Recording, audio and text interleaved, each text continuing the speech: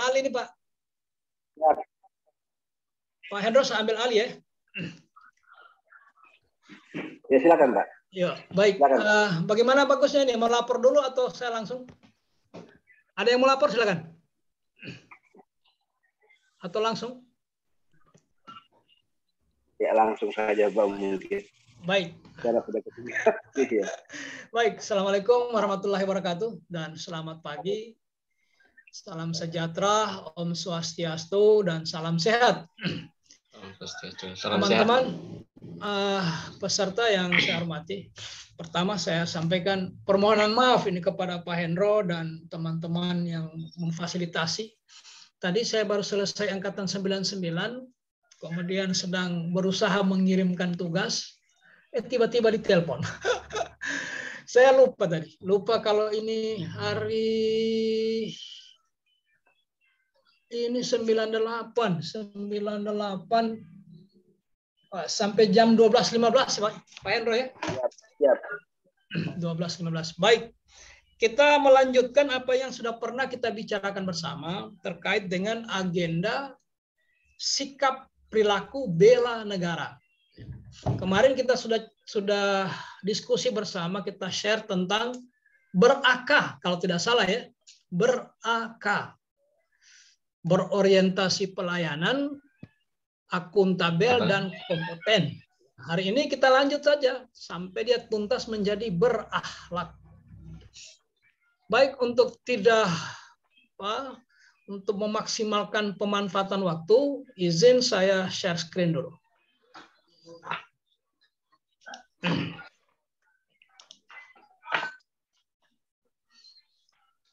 Nah, kemarin kita sudah bicara tentang, bahkan kalau tidak keliru sudah ada yang masa tugasnya ya, terutama tugas tentang learning journalnya. Tugasnya sudah masuk ya? Sudah dikirim ke Kolabjar, ke LMS. Sudah ya? Untuk tugas individunya sudah, Pak. Individu sudah ya? Kelompoknya yang belum? Belum. Kelompok itu begini, yang mengupload itu kan cuma ketua. Jadi nanti ketua yang upload. Ketua yang sudah ditunjuk. Izin Pak, untuk ya. Yang tugas kelompok itu belum ada akses untuk ketua mengupload Pak.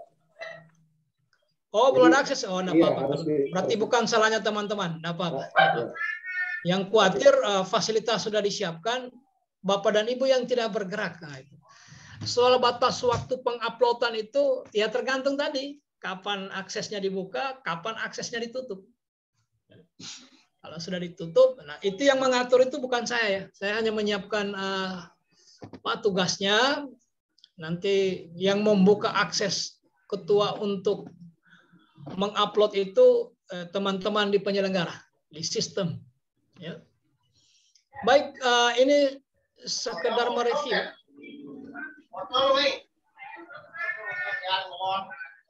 Saya ya, meskipun saya berwenang sebagai co-host untuk meng-unmute, tapi saya minta Bapak dan Ibu lah. Baik, kita review sedikit. Ini kita sudah bicarakan kemarin sampai berkompeten. Ya. Kaitannya dengan orientasi pelayanan publik. Nah, publik yang dimaksud dalam undang-undang itu adalah,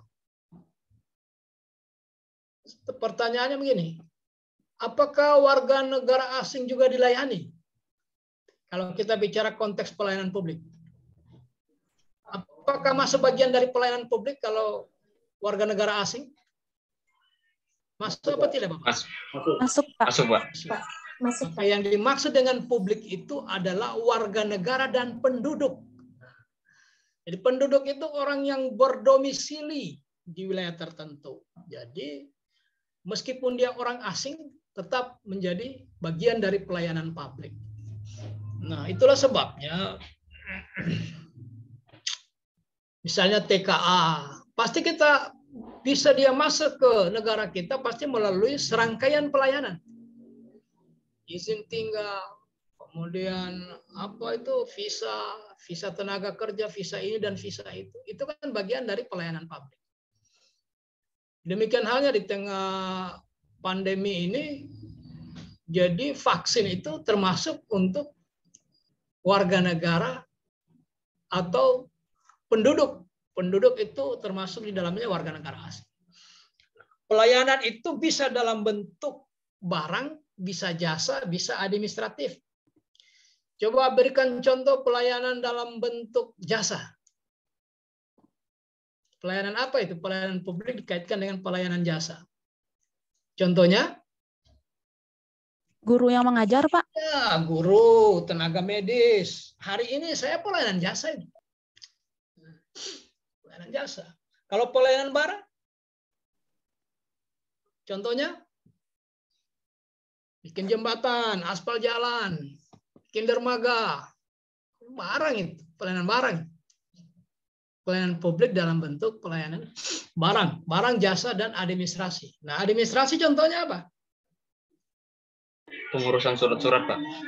Ya, izin usaha, kelahiran, dan lain-lain dan seterusnya ya. Itulah sekedar merespon karena kita bicara tentang orientasi pelayanan publik. Yang dimaksud dengan melayani itu membantu, menyiapkan, mengurus apa yang diperlukan seseorang, baik itu penduduk maupun warga negara. Nah, terkait dengan tugas kita masing-masing. Kalau tugas Bapak dan Ibu di medis ya sekitar itu, membantu menyiapkan, mengurus apa yang diperlukan seseorang. Kalau di medis itu tidak hanya pasien ya, termasuk keluarga pasien. Kalau di guru tidak hanya murid, tetapi publik dari Bapak dan Ibu sebagai guru termasuk orang tua murid. Dan orang-orang yang terkait dengan penyelenggaraan pendidikan itu. Di internal Bapak dan Ibu bicara sekolah, pasti ada tata usaha. Kemudian ada komite, kemudian ada apa lagi? Ada pengawas, itulah stakeholder kita. Stakeholder yang terkait dengan pelaksanaan pelayanan publik kalau Bapak dan Ibu kebetulan sebagai guru. Oke. Nah, berorientasi pelayanan kita sudah bicarakan. Saya ingin mempertegas atau menyegarkan ingatan. Ada 3 panduan perilaku terkait dengan berorientasi pelayanan. Nah, kalau kita mau detailkan sedikit, yang pertama itu kan memahami dan memenuhi kebutuhan masyarakat. Memahami dan memenuhi kebutuhan masyarakat, mari kita lihat kode etiknya. Kode etik panduan perilaku. Coba lihat kursornya ya. Ada 3 ya, kode etiknya. Nilai-nilai inilah yang kemudian Bapak dan Ibu pahami dengan sebaik-baiknya, kemudian diintegrasikan ke pekerjaan. Nah, itu nanti dibuat di rancangan. Dituangkan dalam bentuk rancangan. Berawal dari isu, begitu ada isu. Isu itu apa? Sebenarnya isu itu sesuatu yang mengganggu dalam pekerjaan. Atau membuat pekerjaan menjadi tidak maksimal. Ada yang menghambat. Olehnya itu, di materi isu kontemporer, Bapak dan Ibu sudah diperkenalkan bagaimana cara merumuskan isu. Cara merumuskan isu itu bagaimana? Bagaimana caranya supaya dia menjadi isu? Bernilai negatif, Pak. Ya, pernyataan negatif. Jadi isu itu sebaiknya pernyataannya negatif. Kenapa? Supaya orang yang mendengar itu tertantang. Contoh, kurangnya, titik-titik. Nah, kurang kan negatif. Rendahnya, belum adanya, rumitnya, sulitnya, belum efektifnya. Kalau dia belum efektif, berarti efektivitas. Kita ditantang untuk mengefektifkan. Maka lahirlah judul peningkatan efektivitas ini dan itu. Nah, gitu ya. Kurangnya, rendahnya, berarti peningkatan. Maka lahirlah judul optimalisasi ini dan itu dalam rangka ini dan itu. Makanya isunya itu harus pernyataan negatif. Ingat baik-baik itu, Pak ya. Kurangnya, rendahnya, belum adanya, belum maksimalnya, belum terwujudnya. Adapun pernyataan positif boleh-boleh saja sepanjang dipastikan substansi negatif. Misalnya tingginya, tapi yang tinggi itu angka COVID. Maka negatif ya. Tingginya, tapi yang tinggi itu serangan hama. Yang tinggi itu pengangguran, yang tinggi itu angka kematian bayi. Meskipun dia diawali dengan kata positif, tetapi substansinya dipastikan negatif. Nah, dari situ lahirlah gagasan. Nah, gagasan ini tidak bisa hanya tinggal sebagai gagasan. Dia harus direalisasikan dalam bentuk kenyataan. Maka lahirlah sejumlah pekerjaan. Untuk apa pekerjaan itu? Dalam rangka merealisasikan gagasan. Di pekerjaan-pekerjaan inilah Bapak dan Ibu integrasikan nilai-nilai dasar. Bagaimana membawa nilai dasar itu sedikit lebih konkret, maka saya jabarkan. Ini juga saya ambil dari modul. Meskipun masih ada poin-poin yang kurang spesifik. Misalnya memahami dan memenuhi kebutuhan masyarakat. Ini review saja, kita sudah bicarakan kemarin. Mengabdi kepada negara dan rakyat Indonesia. Nah, ini nilai ketika Anda mengajar atau melayani di puskesmas itu pasti masuk. Masuk. Nah, olehnya itu ada dua hal yang dituntut di sini Bapak Ibu. Kalau tidak terpenuhi itu sulit dan akan kelihatan ketika seminar. Terlihat itu. Apa dua hal itu? Yang pertama, Anda harus memahami nilai-nilai dasar itu. Harus bagus dulu pemahamannya itu. Kalau tidak paham sulit karena kita disuruh mengintegrasikan. Yang kedua, syarat yang kedua itu harus paham betul pekerjaannya. Hanya orang yang memahami dua hal ini akan mudah membuat rancangan. Karena dengan dia paham nilai dasar, tinggal dia integrasikan. Dia integrasikan dengan pekerjaan. Ya, mungkin bahasa lainnya tinggal dicantol-cantolkan. Ini relevan di sini, ini cocoknya di sini. Begitu seterusnya. Tapi kalau tidak paham nilai dasar, agak kesulitan, Bapak.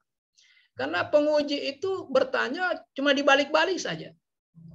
Kenapa ada nilai jujur pada saat ibu memberikan nilai kepada siswa? Coba dijelaskan kenapa sampai ada nilai jujur itu. Atau karena ibu tidak muat nilai jujur ditanya, kenapa nilai jujur tidak masuk ketika Bapak dan Ibu mengerjakan pekerjaan ini? Dari pertanyaan itu kelihatan kalau kita tidak paham nilai dasar, sulit kita mencantolkan. Sulit. Olehnya 16 hari di MOC itu dimaksimalkan pemanfaatannya. Memahami nilai dasar. Ingat, tidak bosan-bosan saya ulang, yang diaktualisasikan itu apa? Apa yang diaktualisasikan?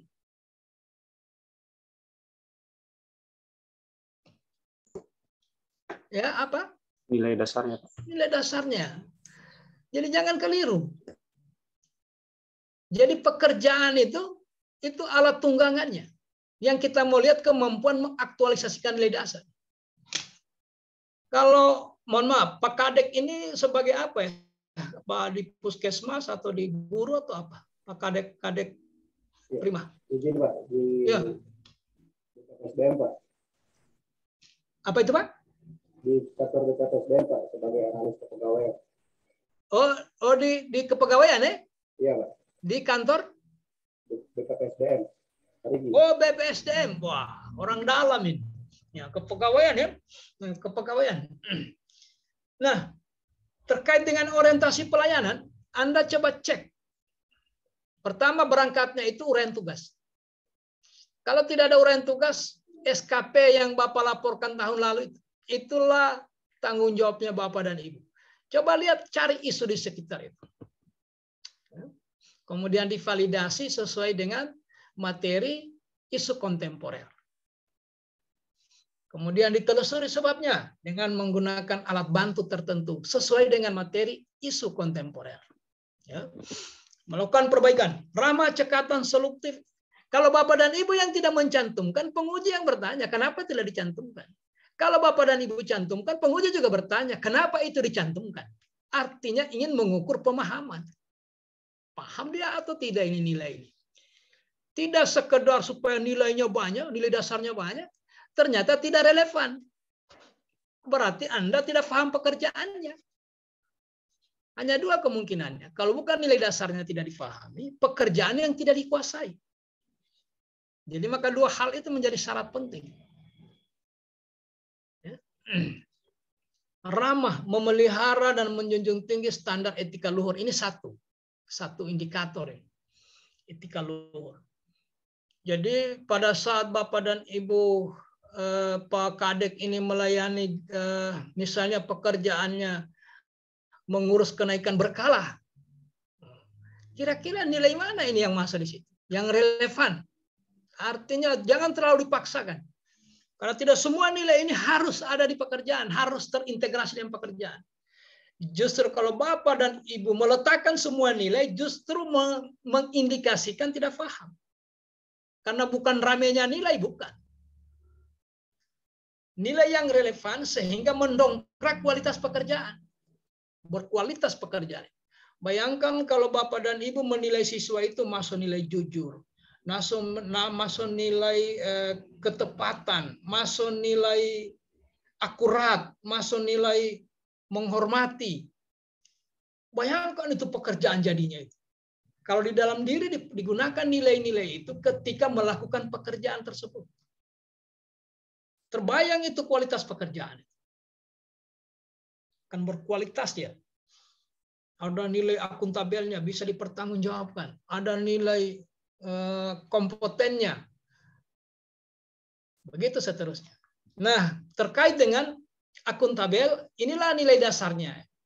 Ini pengantarnya bagi Bapak dan Ibu, bukan nilai dasarnya. Ini pengantarnya buat Bapak dan Ibu. Setelah membaca modul itu, Bapak dan Ibu pastikan tahu artinya apa itu akuntabel. Kemudian saya tidak membahas bagaimana hubungannya atau aspek hubungan yang berorientasi pada hasil, laporan, konsekuensi. Ini isinya modul semua ini. Saya hanya mengingatkan, mereview. Jadi ketika Bapak dan Ibu membaca itu modul, seharusnya informasi awal sudah ada di benak kita masing-masing. Apa itu? Menyangkut fungsi utamanya, kemudian menyangkut tingkatannya, ada personal, ada individu, ada akuntabel kelompok, ada organisasi, dan ada akuntabel bagi stakeholder. Itu teori-teorinya yang kemarin diakses di MOOC. Ada fungsi utamanya, menyediakan kontrol demokrasi, mencegah korupsi, meningkatkan efisiensi dan efektivitas salah tulis. Kemudian kita masuk pada akuntabel. Nah, akuntabel, kemudian kompeten, sampailah kita di sini. Ini sudah selesai ya, sudah dikirim ya. Nah, kalau sudah dikirim pasti sudah ada nilainya. Ya, jadi hanya pokok-pokok pikiran atau hal-hal penting saja, paling 2 halaman. 1 halaman kalau dipaksakan bisa. Nah, ini yang belum ada akses untuk menguploadnya ya. Nah, berasumsi kalau 10 orang ini kemudian Pak Ketua itu membagi 2, kita beri kewenangan Pak Ketua. Siapa di kelompok 2, siapa di kelompok 1. Nah, masing-masing mengerjakan. Diambillah salah satu tugasnya Pak Kade Prima. Pak Kade Prima ini kan tugasnya 1. Di uraian tugas kelihatan itu yang menjadi tanggung jawab beliau. Misalnya mengurus kenaikan pangkat, mengurus pensiun, mengurus apa lagi ada di uraian tugas. Diambil salah satu contoh pekerjaan itu, kemudian diintegrasikan nilai-nilai dasar yang relevan dengan pekerjaan. Nah, caranya sebelum sampai kepada pengintegrasian nilai dasar, pastikan dulu tahapannya.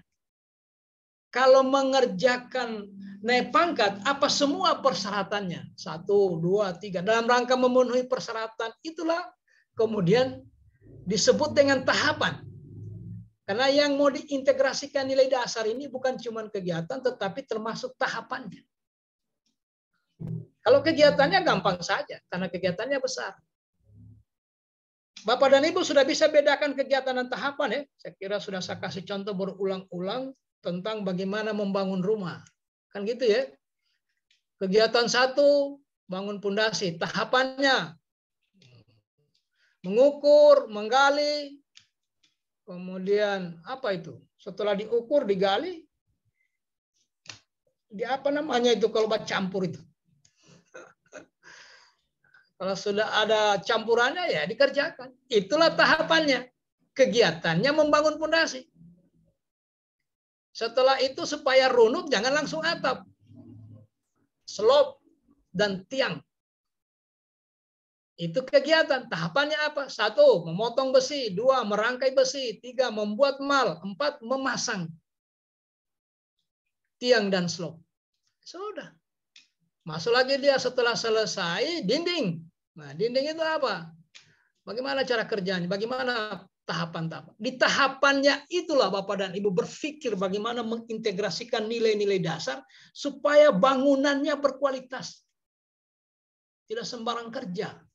Ada ketelitian, ada kerja keras, ada efisiensi, ada seterusnya. Tergantung nilai-nilai yang relevan. Oke. Nah, sekarang kita lanjut pada kalau timers yang tersedia di Bapak dan Ibu itu sampai dengan, coba lihat timersnya. Karena ini jam saya agak cepat kali ini. 1,5 jam lagi, Pak. Ya? 1,5 jam. Tinggal setengah jam. 1,5 jam, Pak. Oh iya. Nah, mari kita masuk pada nilai yang berikutnya. Kita sudah review semua ini. Kita masuk harmonis. Harmonis ini dari sisi konsep dulu. Harmonis. Ber-aka tambah H. Ber-ah. Ya. Harmonis ya. Harmonis. Nah, Anda harus pahami dulu konsepnya ini. Ini juga saya ambil dari modul. Kalau Anda kembalikan ke modul, Anda temukan semua ini. Sub-sub bahasan yang ada di modul. Yang pertama, sebagai bagian dari warga bangsa. Saya tanya dulu, mana yang duluan, bangsa atau negara? Yang duluan ada? Bangsa, Pak. Bangsa, Pak. Bangsa. Bangsa. Bangsa. Jadi bangsa. Makanya yang belum ada Indonesia, belum ada negara, sudah ada suku bangsa Jawa. Sudah ada suku bangsa Bugis. Sudah ada suku bangsa Bali. Nah, kita ini karena kita terpisah oleh geografis yang cukup jauh, dalam rentang waktu yang cukup lama, kita hidup di 17.000 sekian pulau. Tidak ada komunikasi. Berabad-abad tidak ada komunikasi. Akibatnya apa? Maka berkembanglah sastra lisan. Sastra lisan itu bahasa. Antara orang di pulau A dengan B berbeda. Ketika dia menyebut air, orang di pulau B menyebutnya bayu, orang di pulau A menyebutnya, kalau di Jawa Barat, ci kalau Sunda. Maka kita kenal Cimahi, Cimandek, Ciputat, itu kan air. Cisarua, Cici itu air. Kenapa sastra lisannya berbeda? Karena kita terkungkung dalam pulau yang berbeda, dengan jarak yang cukup jauh, dalam rentang waktu yang lama. Tidak ada komunikasi. Melahirkanlah adat yang berbeda, bahasa yang berbeda, tradisi yang berbeda. Ini fakta. Jadi kita memang beragam, Bapak Ibu. Nah, ini harus dipaham supaya harmonis yang ingin dibangun itu dalam rangka merangkai-rangkai keanekaragaman. Semangatnya di sini. Jadi akhirnya kita sampai pada kesimpulan, hari ini kita berbeda bukan karena kehendak siapa-siapa, tapi itu bagian dari rekayasa Tuhan. Jadi takdir yang menyebabkan kita berbeda dan harus diterima karena itu fakta. Jangan pakai teori dulu. Kalau dulu itu kalau mau bersatu seragamkan. Salah itu. Yang benar itu kalau mau bersatu biarkan kita berbeda. Catatannya hargai perbedaan. Karena tidak mungkin diseragamkan, Bapak. Nggak mungkin. Semakin ada upaya menyeragamkan, maka semakin terbuka peluang untuk terjadi perpecahan. Pasti itu.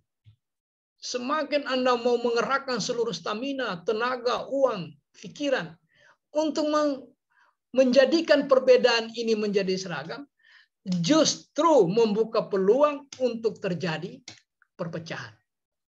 Bayangkan satu kelompok memaksakan kelompok lain supaya mengikuti kelompoknya. Nggak mungkin. Biar kumpul semua uangmu, manfaatkan seluruh waktumu, susun strategismu, jadikan semua penduduk Indonesia beragama A. Nggak bisa. Mau Buddha semua, nggak bisa. Malah berkelahi kita, Pak. Karena tidak bisa diseragamkan. Fakta memang kita berbeda. Makanya, mari kita terima perbedaan itu, kemudian kita mengembangkan sikap saling menghormati atas perbedaan itu. Itulah cara merajut semangat persatuan dan kesatuan. Menghargai perbedaan, bukan menghilangkan. Bukan. Nggak mungkin dihilangkan, karena memang kita beragam. 17.504 pulau. Ini pun boleh jadi ini catatannya keliru. Mungkin lebih dari itu. Mungkin ya, karena ada pulau baru yang baru dibikin di Jakarta. Mungkin bertambah lagi kan. Timbun sana, timbun sini, jadi lagi daratan baru. Jadi ini termasuk pulau besar dan kecil. Makanya Indonesia ini cirinya adalah Nusantara. Apa artinya Nusa? Pulau. Kemudian antara. Artinya negara yang ada di antara pulau-pulau. Nusantara. Maka jadilah Indonesia negara kepulauan terbesar di muka bumi. Tidak ada lawannya, Bapak. Tidak ada. Tandingannya tidak ada. Kalau bicara kepulauan, inilah negara kepulauan terbesar. NKRI. Nah, adakah efek dari atau begini pertanyaannya. Kenapa kita terlalu lama dijajah Belanda? Apa sebabnya? 350 tahun, kalau satu generasi 50 tahun, berarti 5 generasi hilang sia-sia. Bukan waktu yang singkat itu, 350 tahun. 3,5 abad. Pertanyaannya, kenapa kita lama sekali dijajah Belanda? Atau kenapa kita tidak bisa merdeka? Kenapa lambat? Kira-kira apa? Bagaimana bisa menjelaskan ini?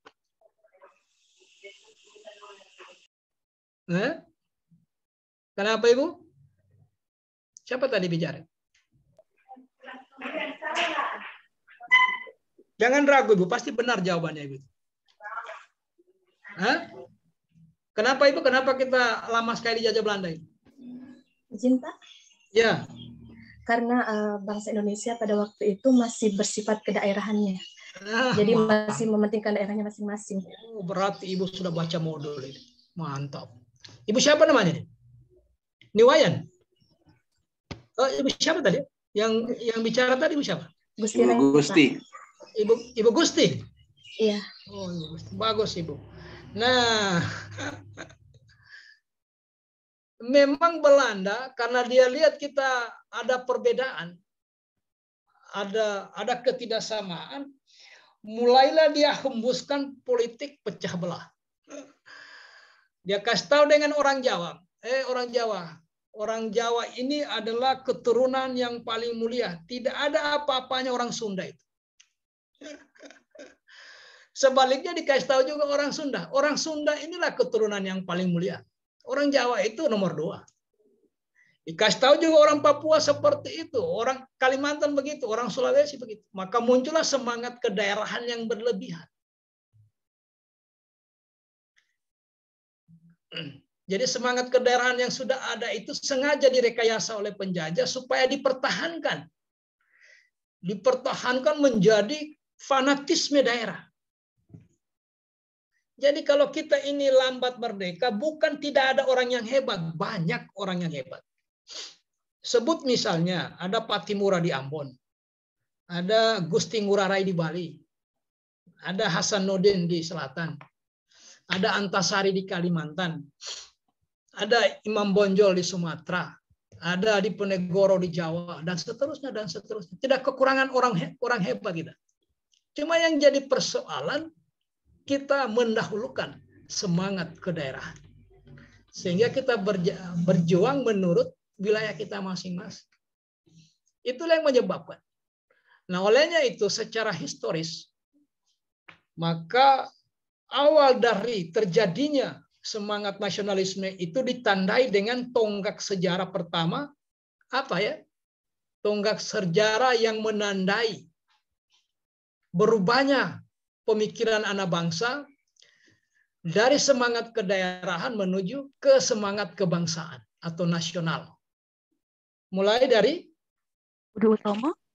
Ya, itulah tonggak sejarah pertama, 1908,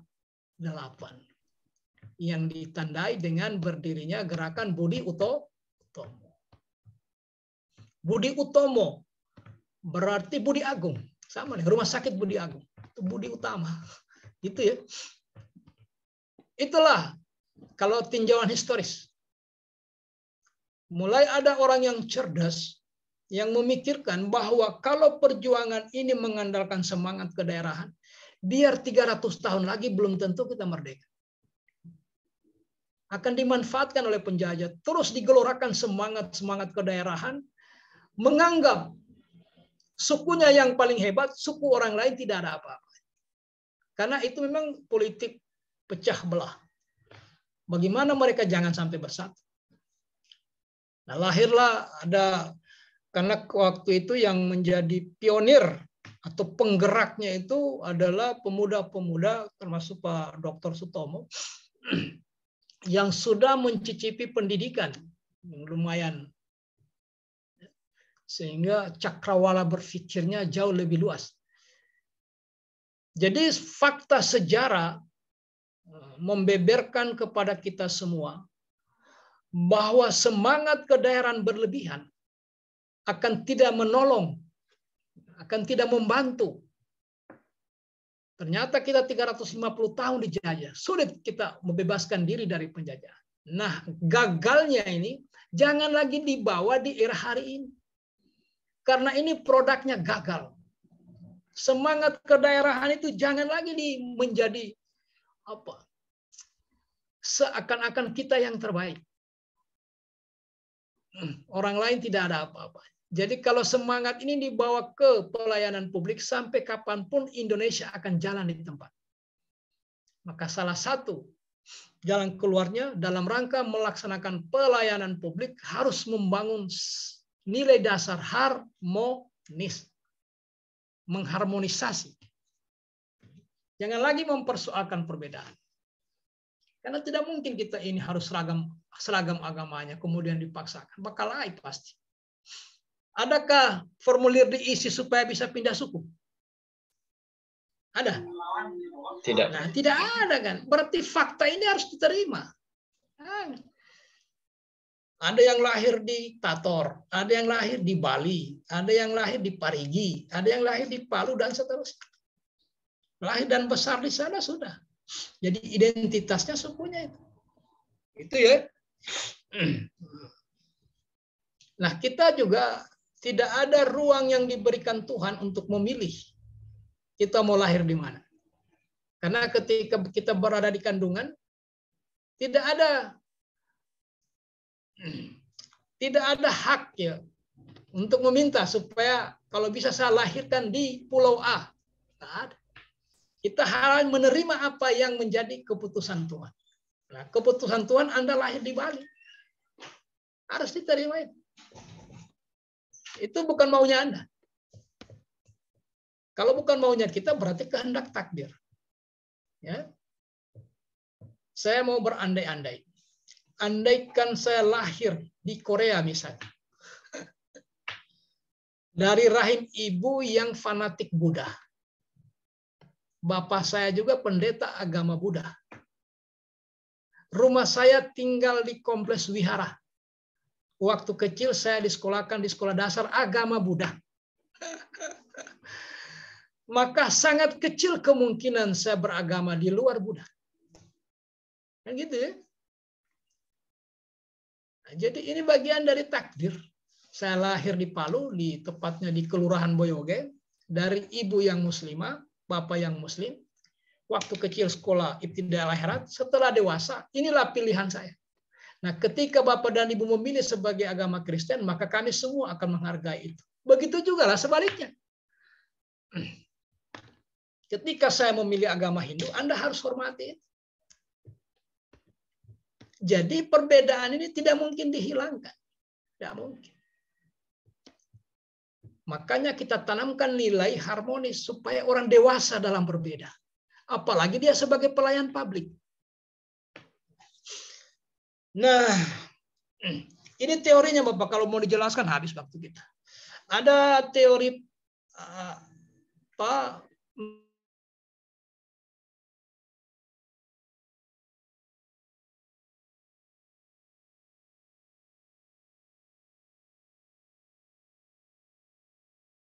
berkumpul di situ, kemudian diikuti oleh orang-orang lain bahwa melihat nasionalisme itu dalam perspektif modernis. Nanti Bapak uraikan, nanti Bapak pahami itu uraiannya di modul. Secara garis besar begini.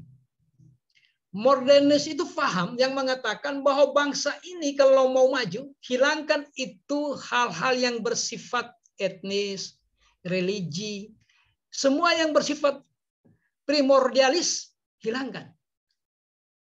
Itu paham modernis. Nah, sebaliknya, paham primordialis terbalik. Dia bilang tidak, bangsa ini kalau mau utuh, pertahankan itu etnis, agama, tradisi, budaya, bahasa masing-masing, pertahankan itu. Nah, gitu ya. Nah, ada aliran berikutnya, perennialis. Dia ini mengcombine antara pemikiran modernis dan primordial. Yang terakhir ini etnosimbolis. Ini cocok untuk Indonesia. Nanti dibaca teorinya ya.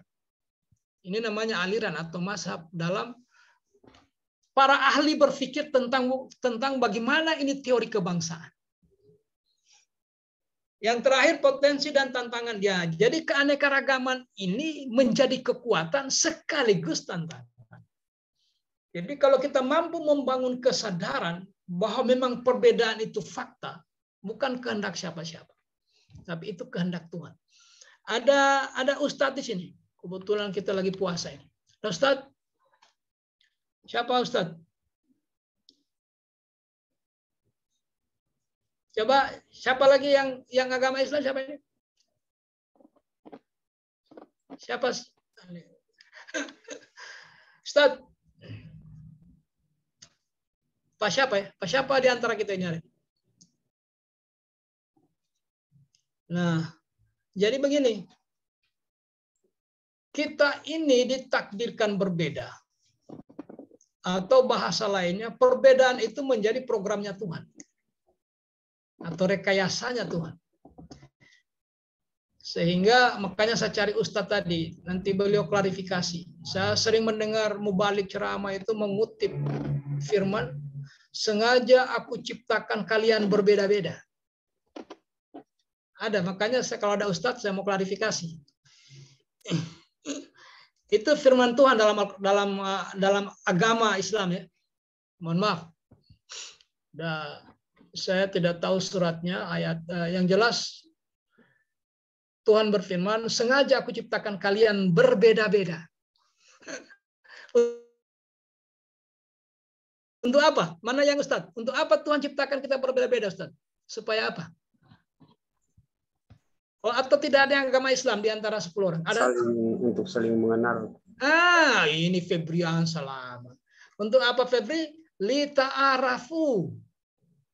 Agar kalian saling mengenal. Untuk apa saling mengenal, Pak Febri? Supaya apa? Orang saling mengenal itu tujuannya apa? Ada kemarin materi dinamika kelompok? Ada? Oh, belum ada. Dinamika kelompok, belum ada?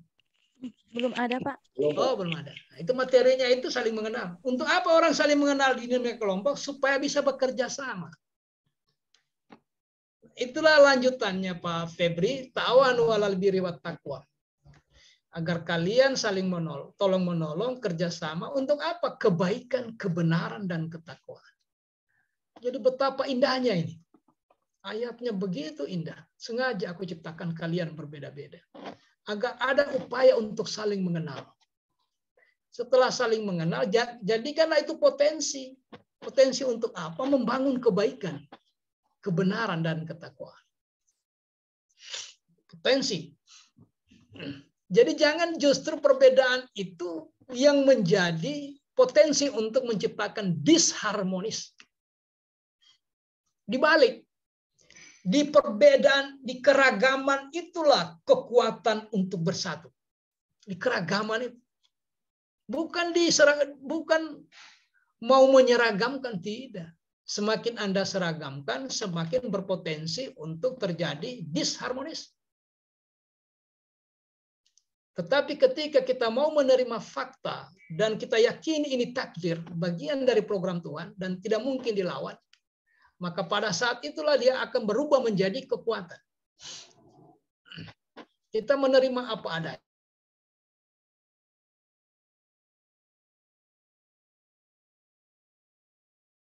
Kalau sudah hari Jumat, jangan lagi rapat antara jam 11 sampai jam 1. Nah, itu kan tidak. Jangan lagi kepala sekolah, dia sudah tahu ini sudah mengaji masjid. Dia suruh orang rapat hari Jumat itu mulai dari 10:30 sampai jam 1 baru selesai. Wah, menimbulkan kerawanan. Nah, sebaliknya juga begitu.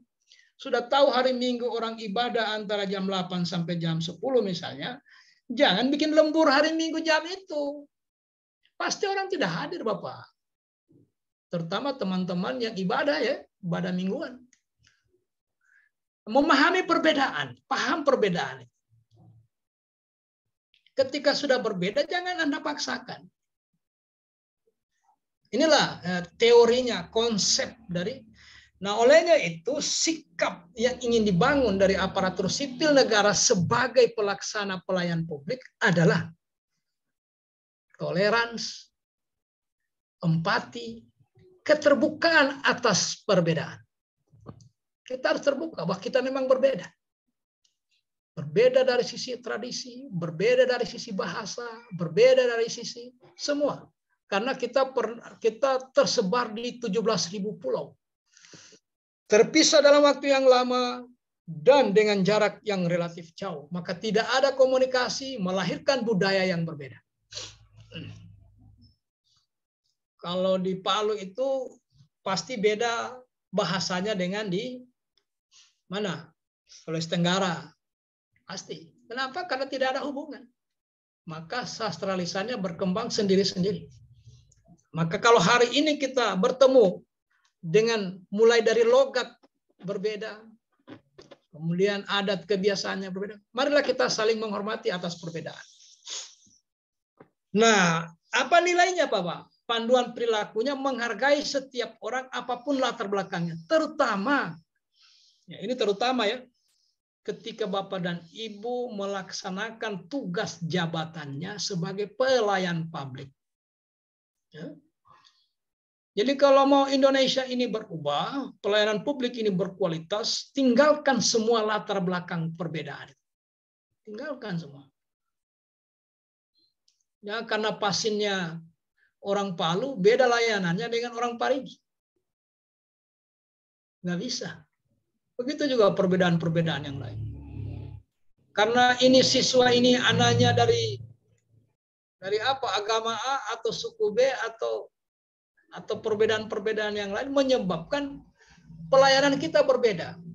Tanpa sadar Anda sedang mau membangun potensi disharmonis. Yang kedua, sikap suka menolong orang lain. Yang dimaksud dengan menolong itu bagaimana itu? Bagaimana dalam konteks Anda sebagai pejabat pelayan publik?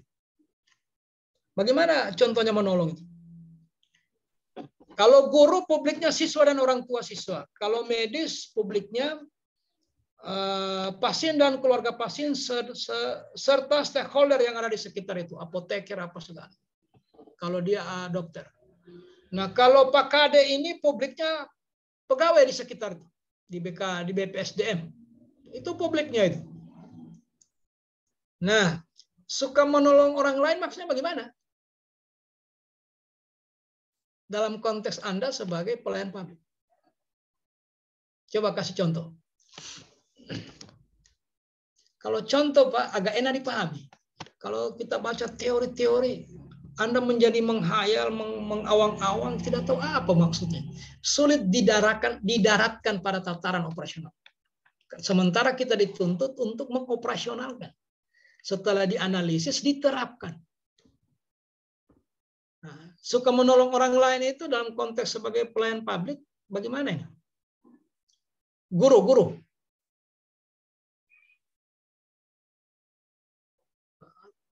Bagaimana itu?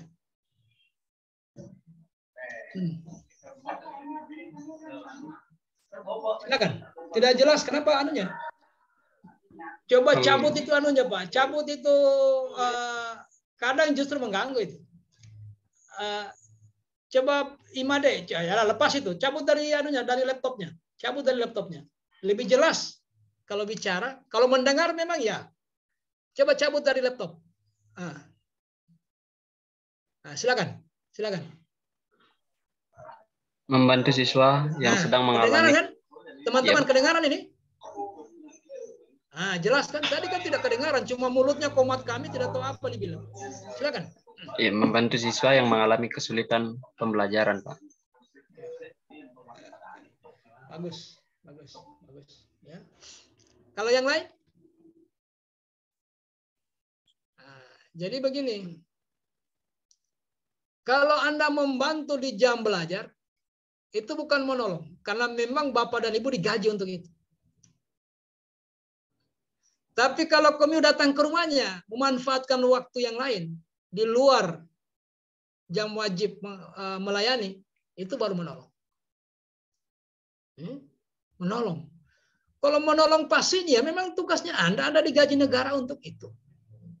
Anda sebagai perawat, menerima gaji dari negara, gaji itu bersumber dari dana publik. Dan memang harus merawat. Ya, itu bukan menolong. Yang menolong itu apa Pak? Oh, kalau biarlah Pak. Nanti saya ambilkan obatnya di apotek Pak. Itu menolong. Sudah Pak, kalau daripada saya tahu rumahnya Bapak pulang duluan saja, nanti saya singgah bawakan ke rumah. Itu menolong itu. Jadi di luar hal-hal yang menjadi kewajiban memang. Kalau sudah kewajiban, yang mengajar itu kewajiban. Kalau ada siswa yang sulit, berapa yang sulit, jelaskan dengan metode tersendiri. Karena memang daya tangkapnya relatif terbatas.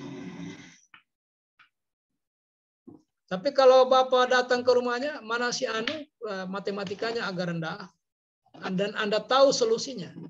Anda dekati dia secara khusus dengan memanfaatkan waktu di luar jam belajar. Itu menolong. Jadi suka menolong orang lain. Suka menolong. Oke. Yang berikutnya apa? Setelah suka menolong orang lain, membangun lingkungan kerja yang kondusif. Apa ini kondusif ini? Kondusif adalah apa itu kondusif? Tunggu dulu, ini kita sudah bahas minggu lalu atau belum ini?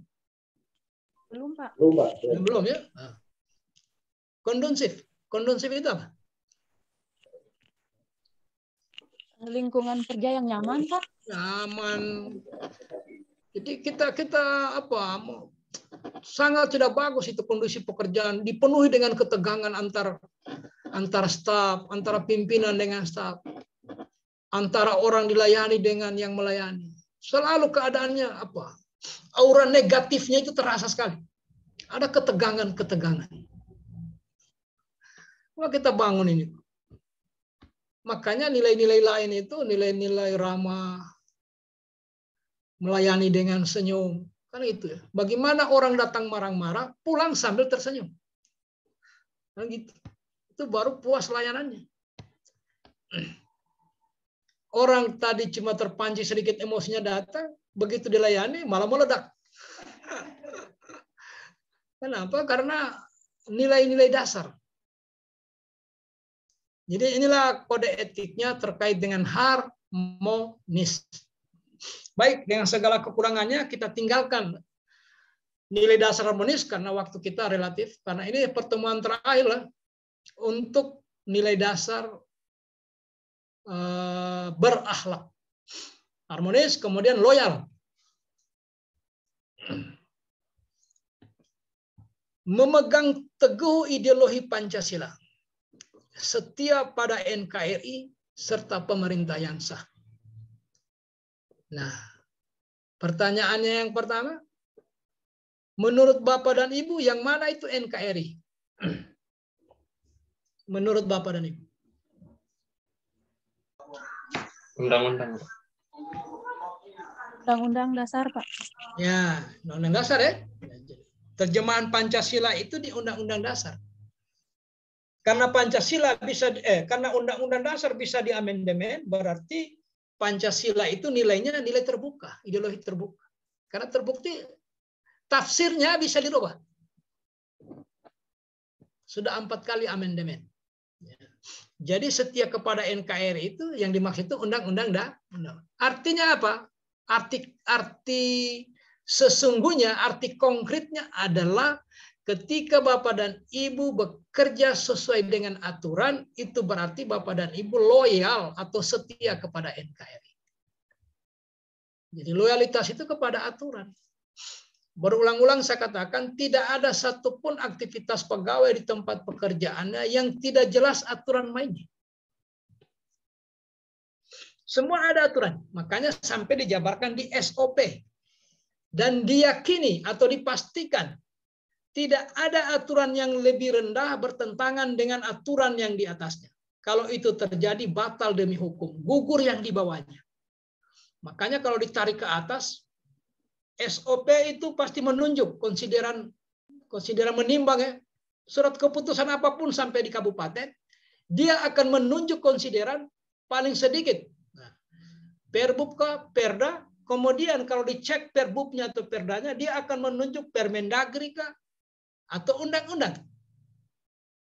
Nah, kalau sudah undang-undang pasti nyambung dengan undang-undang dasar.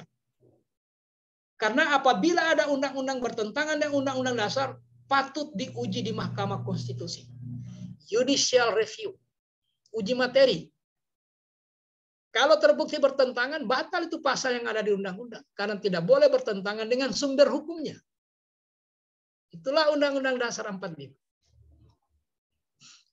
Jadi, setia kepada NKRI itu adalah ketika kita loyal pada Undang-Undang Dasar. Undang-Undang Dasar perintahkan negara wajib melindungi seluruh warga negara tumpah darah. Nah, makanya Pak tentara ke sana. Kenapa dia ke sana? Ya, karena itu perintah Undang-Undang Dasar. Kan gitu.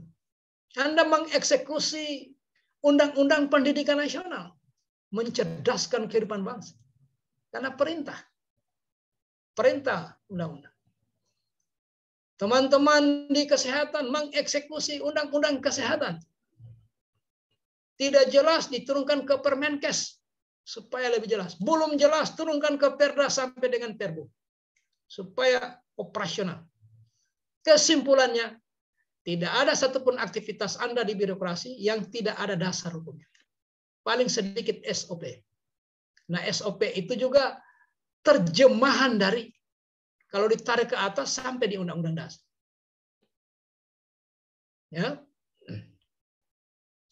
Kenapa Bapak dan Ibu pakai baju putih kemudian gelap di bawah? Maunya siapa itu? Siapa yang punya mau itu? Bapak Ibu peserta pakai baju putih saya lihat ini baru gelap di bawahnya. Maunya siapa itu? Hah?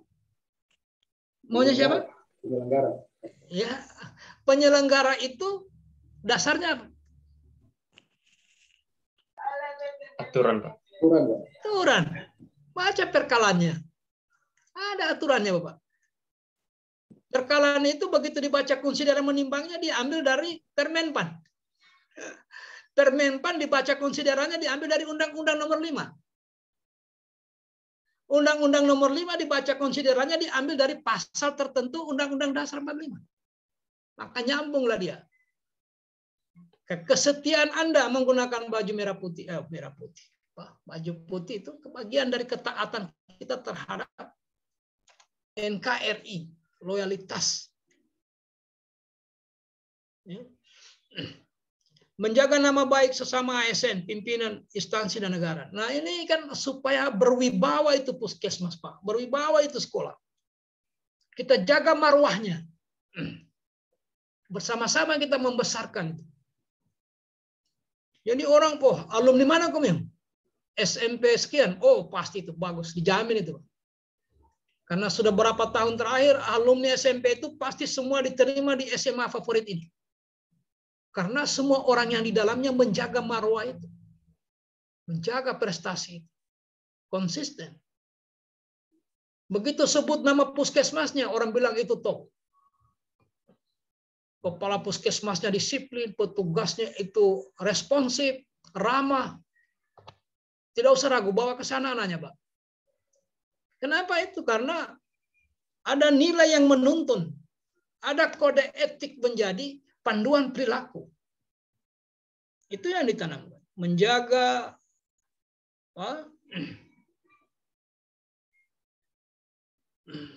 panduannya, menjaga menjaga nama baik sesama ASN, pimpinan instansi dan negara.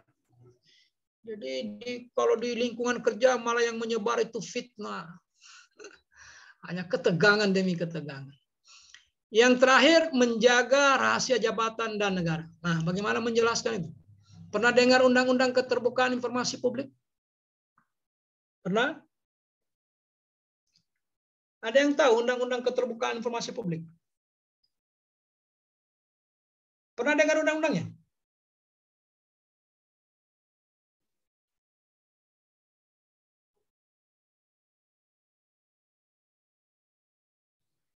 Pernah dengar itu? Undang-Undang Keterbukaan Informasi Publik. Di modul ada itu. Di modul akuntabel kalau tidak salah itu. Ada Undang-Undang Keterbukaan Informasi Publik. Kalau tidak keliru, undang-undang di orientasi pelayanan. Yang jelas pernah saya lihat. Undang-undang itu kalau Undang-Undang Keterbukaan Informasi Publik menjamin bahwa publik terbuka mendapatkan informasi. Dia juga berhak menyimpan, berhak mengelola, dan berhak menyebarkan. Berhak sepanjang tidak merugikan orang. Karena juga ada rambu-rambu. Makanya kita menjadi bertanya, kalau ada keterbukaan informasi publik yang kita sebut dengan transparansi itu, keterbukaan itu, maka apanya lagi yang mau dirahasiakan? Apalagi yang mau dirahasiakan? Sementara ada rahasia jabatan dan rahasia negara. Nah, bagaimana menjelaskannya? Tidakkah terjadi pertentangan antara tuntutan satu undang-undang dengan undang-undang yang lain? Apa bisa menjelaskan itu? Silakan supaya tidak mengantuk. Sebelum kita masuk loyal, adaptif, berapa menit lagi tuh Pak? Coba lihat. 58 menit, Pak. Berapa? 58 menit. Masih lama. Nah, coba kita ambil waktu 3 menit di sini. Gimana menjelaskan itu? Ada dokter di sini, ada dokter. Ada dokter? Tidak ada ya. Jadi ini BPSDM dengan guru saja? Atau ada yang dari medis? Izin Pak, ada yang dari medis. Apa? Apoteker? Ahli gizi apa? Bidan. Bidan. Iya. Jadi menjaga rahasia jabatan dan negara.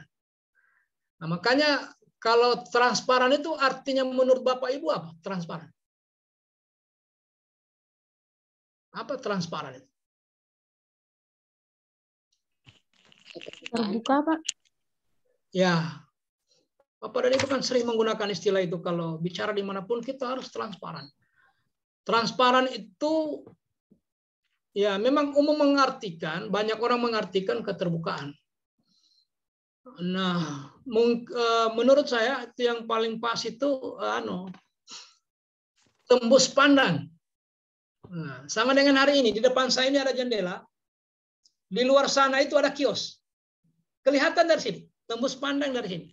Cuma apakah kios itu menjual rokok, saya tidak bisa pastikan. Apakah dia menjual gula? Tidak bisa saya pastikan. Nah, artinya apa? Sekalipun terbuka, masih ada hal-hal yang tidak perlu diketahui semua orang. Yang mana itu? Yang bersifat rahasia. Baik itu rahasia jabatan maupun rahasia negara. Nah, sekarang Ibu yang di medis. Coba tunjukkan yang mana yang menjadi rahasia jabatan Anda sebagai pelaku medis. Ada yang bisa? Anda kan perawat atau dokter atau apa saja. Kira-kira apa yang mau dirahasiakan? Nah, Yang izin Pak. ya, Ibu sendiri yang ya, silakan. Ya, yang dirahasiakan dari bidan itu biasanya status pasien. Ya. Statusnya Rekam penyakitnya. medis pasien. Iya, Ya, rekam medis pasien. medisnya Anda boleh diumbar kemana-mana. Separah apapun penyakitnya Anda boleh diceritakan kemana-mana. Karena itu rahasia jabatan. Kapan Anda cerita tentang rekam medisnya orang? Kecuali untuk kebutuhan pemeriksaan oleh pihak-pihak tertentu. Kepolisian, kejaksaan. Boleh. Kalau tidak ada kepentingannya itu, kemudian Anda uber-uber keluar, kemudian orang tahu siapa yang menyebarluaskan, berarti Anda melanggar etika. Paham ya? Paham ya? Itu rahasia jabatan. Tidak perlu diperintahkan. Karena sudah rahasia. Makanya dibaca itu SOP itu. Kalau guru, rahasia jabatannya salah satunya apa? Ya. Saya lihat banyak guru ini. Salah satunya, lebih cepat, lebih baik. Apa contohnya? Konkret yang menjadi rahasia. Tidak boleh sembarang di... Siapa yang bisa? Pak Febriansa ini guru juga? Oh, ya, saya coba ambil salah satu. Tunggu dulu. Febriansa guru juga? Guru, Pak. Oh iya, coba kata. Misalnya dalam pengolahan nilai, nah ada salah satu siswa yang tidak tuntas, tetapi dalam pengolahan itu ada nilai yang lainnya yang bisa kita jadikan pendongkrak nilai, sehingga bisa tuntas begitu, Pak. Ya. Tapi pada akhirnya nilai itu kan harus dia tahu kan. Tidak bisa jadi rahasia itu. Yang rahasia itu kalau misalnya ujian nasional ada soalnya. Karena atas nama transparansi, keterbukaan, Anda sebar-sebarkan semua soal itu. Itu namanya, kalau ketahuan Anda membocorkan soal itu melanggar etika, itu bisa diproses oleh Dewan Etik. Proses sebagai guru tidak layak. Sudah dia tahu itu rahasia kok. Belum ujian orang sudah pada tahu soalnya. Kan gitu ya? Jadi masih ada yang kita rahasiakan. Rahasia jabatan dan rahasia negara. Nah, rahasia ini baik menurut sifatnya maupun menurut perintahnya. Kalau kebetulan Anda menerima surat, misalnya di bagian umum, Bapak yang di BKD tadi, menerima surat, di pojok surat itu tertulis rahasia. Nah, itu menurut sifatnya itu. Tidak usah dibuka, langsung kepada pejabat yang berwenang. Karena sifatnya rahasia. Mana Bapak yang di kepegawaian tadi? Pak siapa itu? Nah, coba contoh rahasia di jabatannya Bapak. Ya, kalau saya biasanya Pak ya. Terlibat dalam kegiatan pelantikan pejabat, jadi dirahasiakan pejabat yang dilantik sebelum waktu pelaksanaan, Pak. Ya, mohon maaf Pak Kadek ya, suaranya kurang maksimal ya, agak sulit, agak samar-samar saya mendengar. Ya, saya ulang Pak. Ya. Ya, kebetulan saya biasanya dalam kegiatan pelantikan Pak terlibat, jadi biasanya pimpinan menyampaikan untuk dirahasiakan pejabat-pejabat yang akan dilantik. Ya. Sampai hari pelantikan. Ya, cocok, mantap. Itu namanya rahasia menurut perintahnya. Begitu juga kalau Bapak dan Ibu guru. Kepala sekolah begitu habis rapat, dia perintahkan. Hasil ujian ini tidak ada seorang pun yang tahu di antara siswa yang ada sebelum hari pengumuman.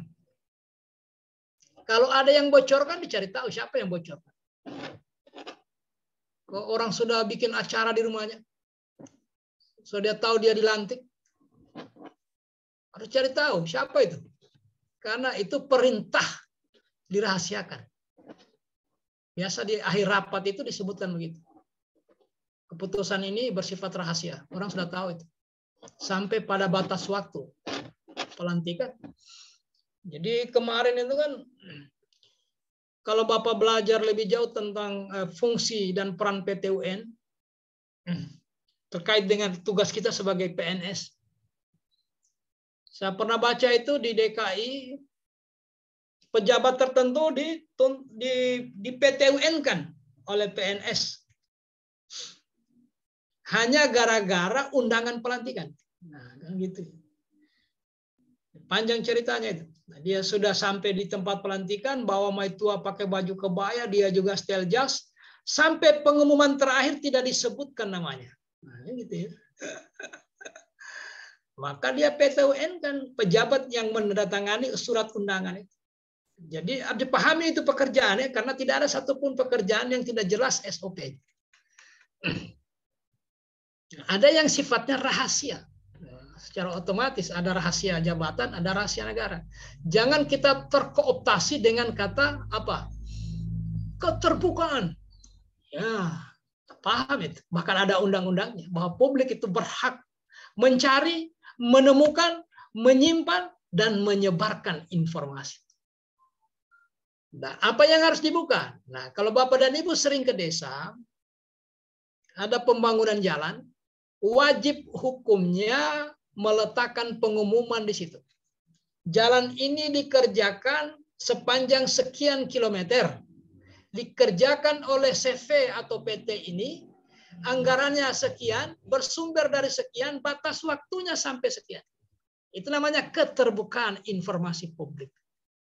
Berarti soal anggaran, soal pekerjaan tidak boleh disembunyikan. Paham ya sampai di sini ya? Jangan nanti karena ada rahasia, Anda semua rahasia kan? Rahasiakan semua, tidak ada bisa dibuka, Pak. Rahasia semua ini. Tidak bisa. Oke ya. Nah, mampu menjaga itu panduan perilaku. Nah, jadi kalau Bapak dan Ibu sedang melaksanakan pekerjaan, menilai siswa misalnya, atau Pak Kades tadi sedang mempersiapkan kenaikan pangkat, DP3 itu Pak, atau sekarang SKP itu rahasia itu. SKP itu rahasia itu. Tidak perlu diperintah, itu menurut sifatnya, rahasia itu. Dulu DP3 itu, coba lihat DP3, DP3 istilah dulu. Sekarang SKP. Kalau dulu DP3, saya pastikan di sudutnya tertulis rahasia. Nggak tahu SKP, saya tidak perhatikan ya. Apa masih ada kata di sudut tertulis rahasia itu, karena itu nilainya orang.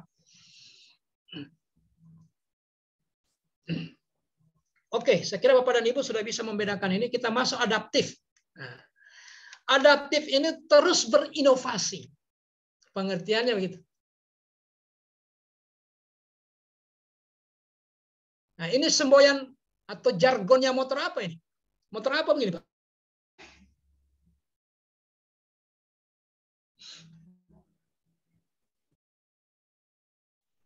Kalau Yamaha apa? Kalau dulu Yamaha itu nomor 1 di dunia, kalau sekarang tidak salah Yamaha itu terdepan ya. Yamaha terdepan. Honda tidak ada duanya. Kemudian yang satunya Suzuki inovasi tiada henti. Nah, ini terus berinovasi. Jadi kita seperti Suzuki, inovasi tiada henti. Kenapa? Karena kondisi di luar terus berubah. Jangan kondisi eksternal, orang dilayani berubah, kita bertahan dengan gaya lama. Kerja-kerja linear saja. Kenapa begini pekerjaannya? 3 tahun lalu juga begini aman. Tahun lalu juga begini aman. Bukan soal amannya. Ini soal kepuasan orang yang dilayani. Karena kita digaji orang. Kan gitu ya. Oh begini saja Pak. Aman ini Pak. Selalu orientasinya.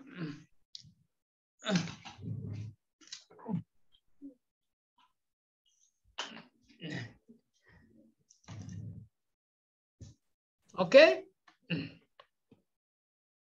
Nah, karena kondisi eksternal terus berubah, maka tidak boleh tidak dituntut ASN sebagai pelayan publik untuk terus berinovasi, melakukan perbaikan. Olehnya itu, panduan perilakunya yang pertama, cepat menyesuaikan diri dalam menghadapi perubahan. Begitu terjadi perubahan, kita menyesuaikan. Kapan Anda tidak menyesuaikan dengan perubahan, maka siap-siap digilas atau ditinggalkan oleh perubahan itu sendiri. Beberapa tahun lalu kita dengan bangga memakai HP Nokia, BlackBerry. Oh, BlackBerry itu menunjukkan status sosial. Tapi hari ini tidak ada orang pakai. Kenapa? Karena dia tidak mengikuti perubahan. Maka digilas oleh perubahan. Nanti besok kalau sudah banyak klinik-klinik swasta, mungkin orang tinggalkan puskesmas. Mungkin. Untuk apa bawa anak-anak ke puskesmas? Layanannya lambat. Pelayanannya marah-marah. Hasilnya juga tidak maksimal. Mending kita bawa ke klinik. Walaupun bayarannya 2 kali lipat dari puskesmas. Kenapa? Karena kita tidak pernah berubah. Begitu disebut nama sekolahnya Pak Febri, enggak usah bawa ke sana anaknya, Pak, enggak usah. Lebih baik bawa ke swasta, ada swasta di sana lebih bagus, Pak. Wow, itu dijamin, Pak. Bayangkan anak-anak di situ, karena pendidikannya luar biasa. Itu sekolah dikelilingi mangga, Pak. Mangga-mangga berbuah, tidak ada siswa yang berani panjat. Tidak ada siswa berani ambil. Karena memang luar biasa, Pak. Penanaman etika, Pak. Ini kalau di sekolahnya Febri misalnya, malah yang belum masuk orang pergi. Belum lagi bicara kualitas siswanya. Kenapa jangan dibawa ke sekolahnya Imade? Sudah tidak pernah ada lulusan dari SMP-nya Pak Made itu yang lolos di SMA 1. Tidak ada yang lulus. Semua terpental.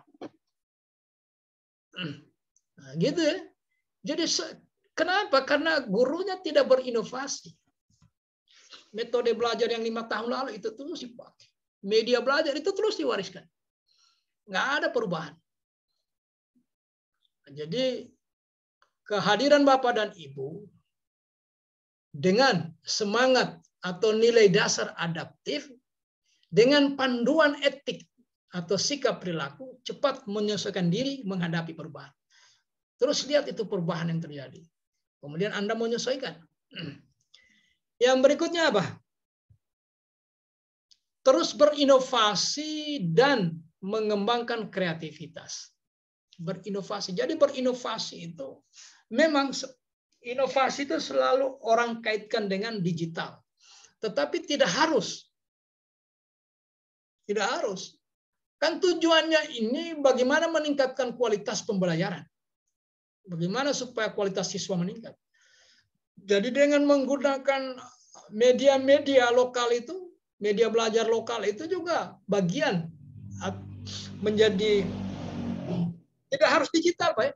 Menggunakan media lokal sepanjang anak-anak lebih mudah mencerna, kemudian diyakini ini meningkatkan kualitas pembelajaran, kita gunakan bahan-bahan lokal saja. Media-media yang terbuat dari bahan lokal. Yang berikutnya apa? Panduan perilaku yang berikutnya apa? Apa ini terpele lagi? Apa yang di bawah ini? Bertindak proaktif, Pak. Bertindak proaktif. Bertindak ya, proaktif. Maksudnya proaktif itu apa? Punya inisiatif sendiri. Ya, tidak terpaksa, apalagi dipaksa. Dia sendiri yang melihat keadaan. Dia proaktif. Oh, kalau begitu harus dirubah begini. Pak Kepala Sekolah izin, Pak. Mulai besok kalau boleh siswa olahraga ini begini-begini. ada lagi, dia proaktif karena melihat perubahan. Tidak ada perubahan ini. Sudah 2 minggu saya evaluasi, jalan di tempat. Jadi dia proaktif. Proaktif itu apa? Bolehlah dibilang sensitif, memiliki sensitif kepekaan, peka dengan keadaan di sekitarnya, peka dia. Dalam rangka tujuannya jelas, meningkatkan kualitas atau meningkatkan kinerja pelayanan. Jadi tidak sekedar berubah, berinovasi, hasilnya juga malah menurunkan kualitas. Nah, ada gunanya. Nggak usah berinovasi kalau tidak ada hasilnya. Malah menurunkan hasil yang pernah ada. Jadi berpikir kreatif dan inovatif itu dengan tujuan yang jelas, ada kemanfaatan, ada nilai tambah. Kemudian proaktif. Oke, kita sampai kepada kolaboratif. Nah, berapa menit lagi tuh? Oh, masih lama. Ini kan jam 40 menit lagi, Pak. Oh iya, supaya ada ruang. Terus berinovasi, kemudian proaktif.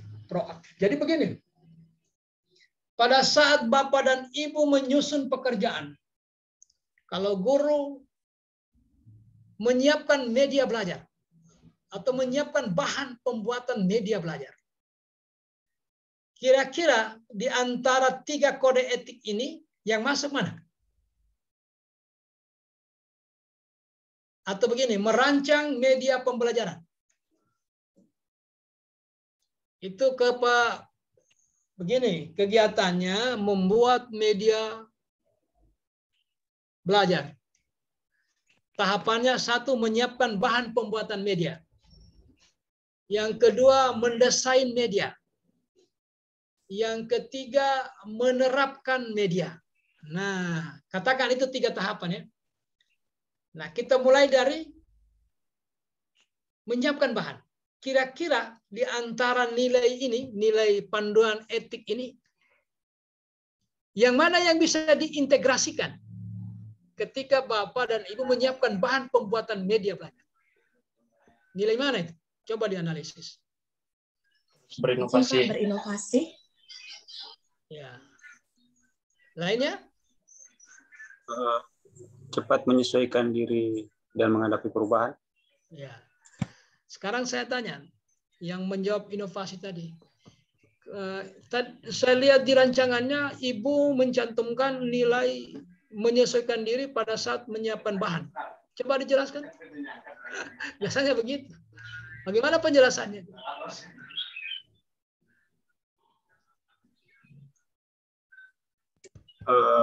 Izin Pak, kalau menyelesaikan diri di sini berarti lebih ke menyesuaikan dengan materi yang kita ajarkan dan juga kondisi siswa yang kita mau ajar. Jadi setiap kaitannya dengan perubahan-perubahan juga. Ya.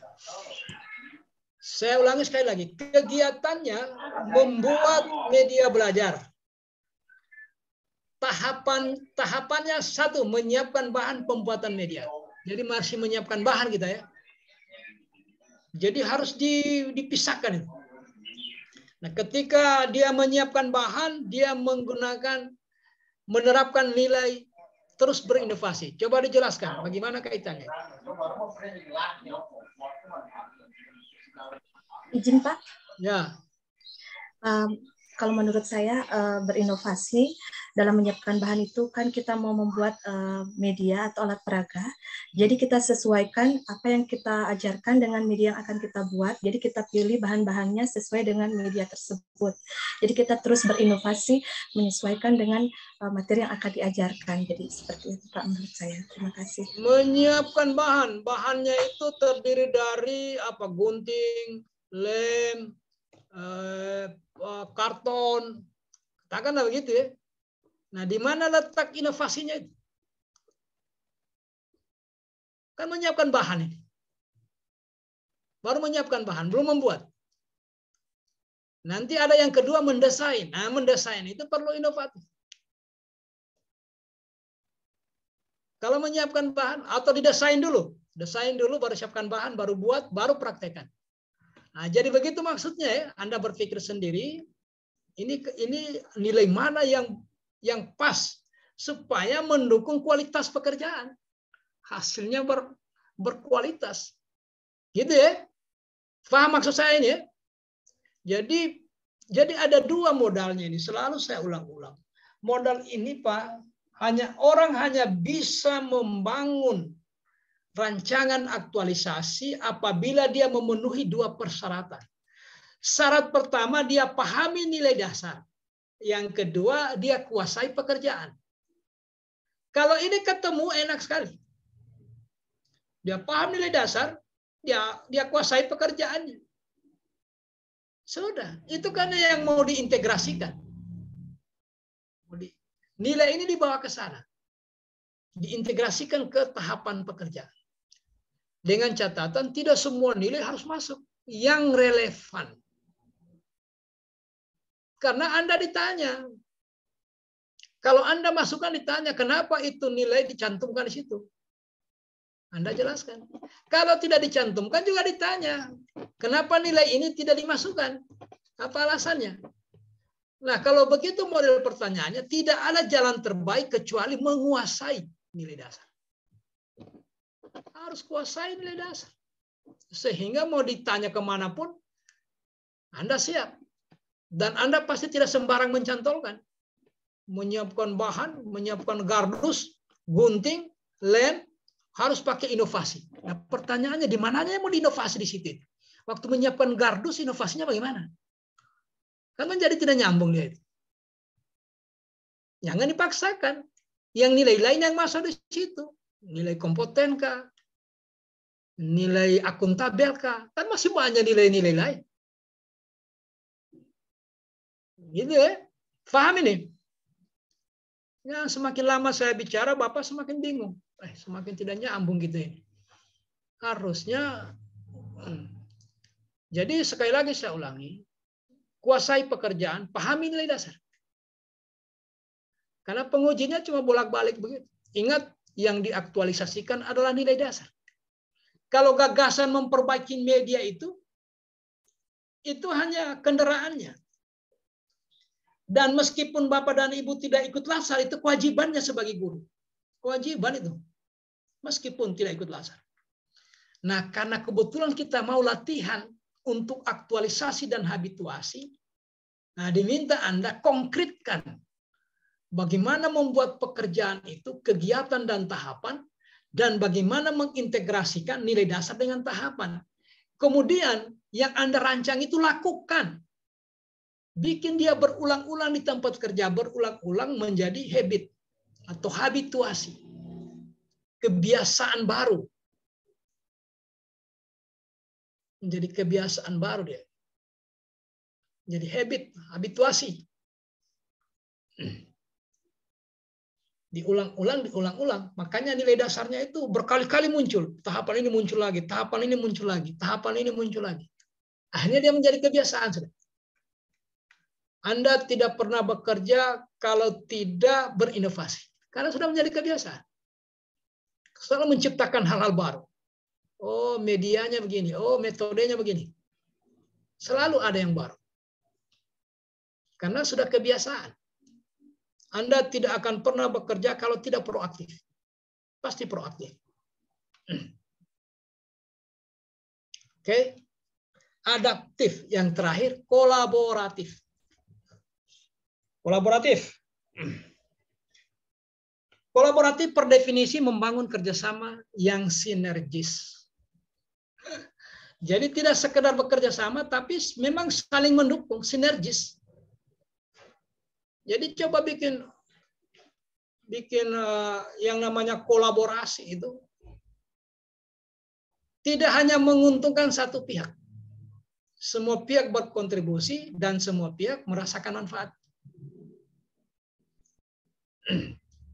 Nah, panduan perilakunya atau kode etik yang pertama memberi kesempatan kepada berbagai pihak untuk berkontribusi. Nah, di sekolah itu ada berbagai pihak. Di luar Bapak dan Ibu sebagai guru, ada pihak-pihak lain. Pertama, teman sejawat. Sesama guru. Sesama guru juga itu bisa dipisahkan. Ada sesama guru yang sama bidang studinya, ada sesama guru yang berbeda bidang studinya. Itu semua adalah pihak-pihak lain. Pihak berikutnya ada tenaga administrasi, tata usaha. Ada atau tidak itu?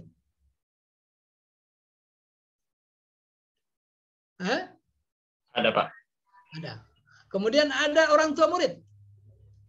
Kemudian ada komite sekolah. Kemudian ada pengelola kantin. Kemudian ada pengurus koperasi. Kemudian ada masyarakat lingkungan sekolah. Itulah pihak-pihak. Anda memberi kesempatan kepada berbagai pihak untuk berkontribusi. Berkontribusi dalam apa? Melaksanakan tugas jabatannya Bapak dan Ibu. Ini contoh di sekolah. Begitu juga lah di puskesmas dan di tempat kerjanya Pak Kade tadi. Di BPSDM itu. Pasti banyak pihak lain di luar diri kita. Pasti. Nah, kalau mau tercipta nilai dasar kolaborasi, bukalah ruang kepada semua pihak untuk berkontribusi. Tanya itu guru matematika yang lain. Bagaimana menurut Komio kalau bilangan pecahan itu menggunakan media belajar begini? Itu baru sesama guru matematika. Boleh jadi guru lain kita tanya juga. Biologika dia apa? Coba tanya kata Pak KTU, Pak, kalau saya bikin media belajar begini, adakah anggarannya sedikit? Bagaimana menurut Pak dari sisi administrasi, Pak? Tanya juga siswa. Oh, siswa itu paling penting. Siswa. Bukan ditanya, kalau siswa kita beri kesempatan mereka berkontribusi. Membangun kontribusi itu tidak harus ditanya, banyak metodenya. Dengan melihat kegemaran siswa, oh rupanya siswa ini lebih senang main domino. Nah, ini contoh ekstrim ini. Buatlah kali-kalian itu dengan kartu domino. Jadi sudah berkontribusi dia. Ini hanya contoh ya, sengaja contoh ekstrim supaya agak mudah dipahami. Tidak saya mengajar Bapak dan Ibu supaya mengajar siswanya main kartu, tidak. Kalau senang dia main bola, bagaimana caranya ini supaya dia bermain tanpa sadar ada matematika di dalamnya.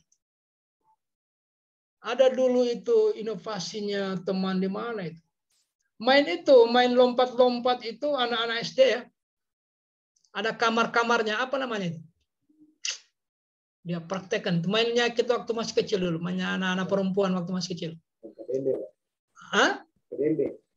Nah itu. Jadi tanpa sadar pakai matematika. Batu yang dilompat itu dadu. Matematika juga. Masuk di kolom ini terjemahannya begini. Masuk di sini dia kalian. Masuk di sini dia... Pendekatan metode itu sangat bagus. Anak-anak sambil bermain tanpa sadar. Itu baru inovatif. Media belajarnya yang inovatif. Cocok untuk anak kelas sekian SD. Yang begitu-begitu. Tidak harus digital semua. Harus digital paling enggak. Kalau memang lebih efektif mainan-mainan lokal, lebih akrab dengan siswa, ya itu yang digunakan. Sepanjang hasil akhirnya yang kita ingin lihat. Benarkah apa yang Anda lakukan ini meningkatkan kualitas kinerja? Yang kedua, terbuka dalam bekerja sama untuk menghasilkan nilai tambah. Nah, kalau bekerja sama ini pasti terbuka. Nggak bisa. Kita tidak mau bekerja sama dengan orang tertutup. Gimana caranya bekerja sama? Jangan-jangan dia cuma untung sepihak. Pasti kita terbuka. Saya ajak teman-teman ini bekerja sama dalam rangka ini dan ini. Terbuka. Jadi nilai terbuka. Nah, coba kita lihat. Terbuka dalam bekerja sama untuk menghasilkan manfaat atau nilai tambah. Coba bayangkan nilai ini. Kira-kira kalau bekerja dalam pekerjaan saya letakkan di mana dia ini? Langsung terfikirkan kita ke arah sana. Karena pada akhirnya kita diminta untuk membuat rancangan. yang akan diaktualisasikan. Yang terakhir, apa ini? Apa ini? Menggerakkan pemanfaatan berbagai sumber daya untuk tujuan bersama. Dikaitkan dengan pekerjaannya Bapak dan Ibu, apa semua sumber daya itu? Sumber daya. Sumber daya itu pertama bisa uang atau anggaran. Bisa atau manusia atau sumber daya manusia. Bisa material atau bahan. Coba periksa bahan-bahan yang tersedia di sekolah. Bahan-bahan apa yang ada di gudang di mana? Kemudian mesin, alat. Itu sumber daya semua. Kemudian sumber daya cara, metode. Sumber daya waktu. Sumber daya macam-macam sumber daya. Nah, ini panduan perilakunya adalah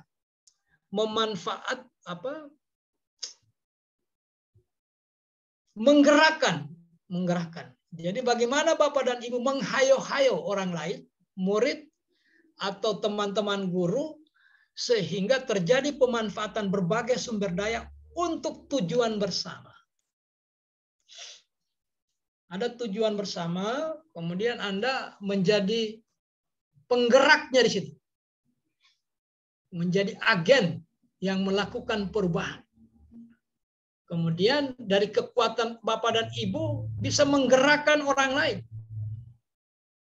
dalam rangka mewujudkan tujuan bersama. Nah, yang paling akhir dari pembicaraan ini adalah, nah, sampai di sini ada pertanyaan masih terkait dengan kolaboratif dan adaptif. Oh iya, harmonis juga boleh kembali juga. Loyal. Silakan kalau ada pertanyaan. Sebelum kita masuk pada sesi yang paling akhir.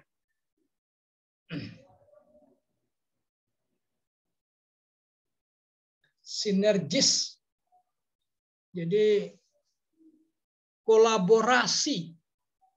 Kolaborasi ini tidak sekedar kerjasama ya, tetapi benar-benar jelas kontribusi semua pihak yang ikut di dalamnya. Jadi tidak sekedar kumpul-kumpul saja banyak orang tapi tidak jelas kontribusinya. Karena dia menurut definisinya membangun kerjasama yang sinergis, yang saling mendukung, saling menguatkan. Satu menunjang yang lain. Itu namanya kolaborasi. Kalau kerjasama sebenarnya sedikit lebih intens kolaborasi. Lain lagi kalau sama-sama kerja, itu beda sekali. Nah, kerjasama ini mirip dengan kolaborasi. Kalau kolaborasi itu sebelum kita berkolaborasi, misalnya kolaborasi antara apa dalam penyelenggaraan festival apa begitu. Jadi harus jelas kontribusinya. Saya yang menyiapkan panggungnya, kami menyiapkan ini. Jadi dalam rangka menuju tujuan bersama. Pernah makan cola, Ibu? Pernah makan cola? Bapak Ibu pernah makan cola? Ya, itu kolaboratif. Cola itu artinya sudah menyatu gula putih dengan merah. Sudah susah dipisahkan. Sudah berkolaborasi. Sudah bersenyawa dia untuk tujuan yang lain, untuk tujuan bersama. Oke. Tidak ada pertanyaan? Berapa menit lagi, Pak? 30. 22 menit, Pak. Ini kewajiban.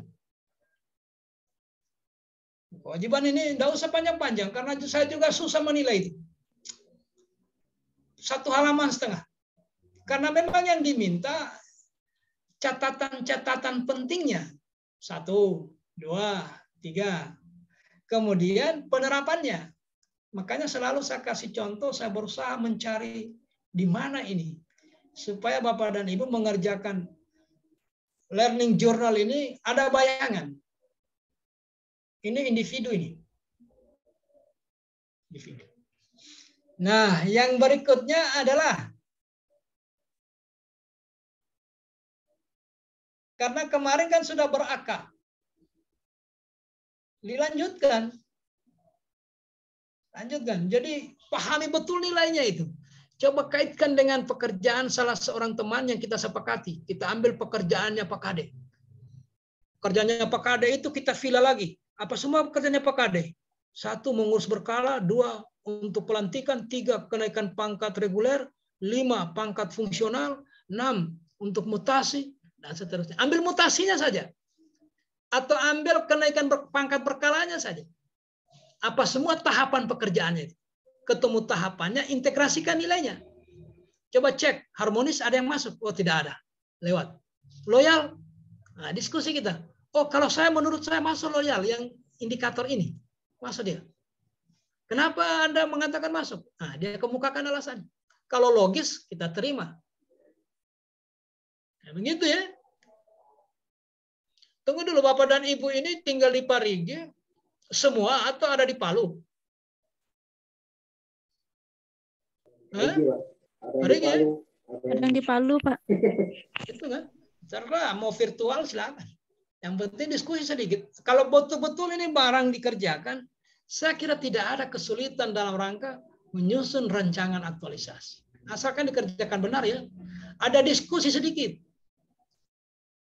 Jangan biasanya kita orang ini kan sudah saja kami bikin, kami upload saja. Sudahlah. Yang penting namaku ada di situ. Akhirnya nilainya biasa-biasa saja. Biasa-biasa saja. Tidak berdampak signifikan. Ya. Nah, ini individu berikutnya. Nanti saya upload ini. Ini sudah lengkap. Berakhlak sudah. Dan itu sudah dimulai dari masing-masing pekerjaan. Kalau bisa pekerjaan itu diangkat dari isu. Kemudian isu itu melahirkan gagasan. Karena ada gagasan maka ada pekerjaan. Karena ada pekerjaan maka ada kegiatan, ada tahapan. Nah, karena sudah ada tahapan dan kegiatan maka coba integrasikan ke nilai dasar. Atau nilai dasar yang diintegrasikan ke kegiatan dan tahapan. Dengan mengacu kepada tabel atau matriks rancangan aktualisasi. Mana tabelnya, Pak? Nah, ini. Sudah ini. Bapak dan Ibu buat ini nanti. Nanti ketemu coach-nya masing-masing tidak terlalu sulit. Sudah dibuat kok. Karena konsultasi dengan coach kan ini. Kalau coach menghendaki tabelnya dirubah, silakan. Ini kan tidak harga mati. Ini tidak bisa lagi Pak, karena Pak Baru sudah ajarkan. Tidak. Ini panduan sementara. Kalau coachnya menghendaki lain, ada yang lebih kreatif dari ini, ya silakan. Kan kita tidak pernah menghalangi Bapak dan Ibu untuk berkreasi. Tetapi jangan berkreasi dan berinovasi justru mengaburkan substansi. Nah, itu yang tidak boleh. Bikin inovasi macam-macam, justru tidak mendatangkan nilai tambah, maka yang ada nilai kurang. Coba lihat, ini kan kegiatan. Kegiatannya bangun pondasi. Tahapannya ukur, gale, bikin campuran, cor pondasi. Oke? Jelas sudah lihat kursornya? Nah, di tabel 5, kolom 5 ya. Coba analisis nilai dasar hubungkan dengan ini kegiatan poin di kolom 2. Jadi isinya kolom 5 nilai dasar yang ada kaitannya dengan kolom 1 atau kegiatan. Tugas beratnya di kolom 6. Kalau dalam tabel ini ya, bisa jadi nanti kalau matriks yang lain sudah kolom 7 atau kolom 9. Nah, untuk kolom ini, tabel ini, maka pekerjaan yang ada di kolom 6 adalah mencantumkan nilai dasar ya, yang di sini nilai dasar, yang ada hubungannya dengan tahapan. Jadi dengan demikian dia per tahapan. Waktu mengukur Waktu mengukur pondasi itu nilai dasar apa semua supaya ukurannya berkualitas. Paham ya? Waktu menggali kira-kira nilai apa semua?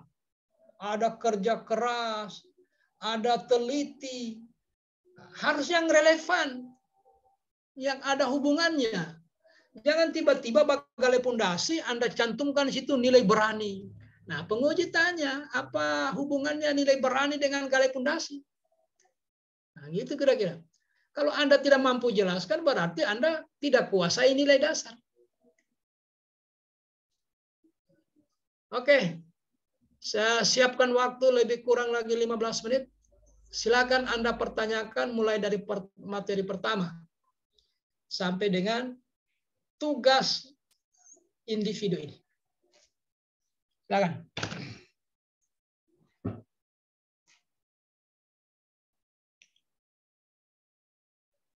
Tidak usah ragu, Bapak. Tidak usah ragu. Apa saja ditanya, silakan ditanyakan.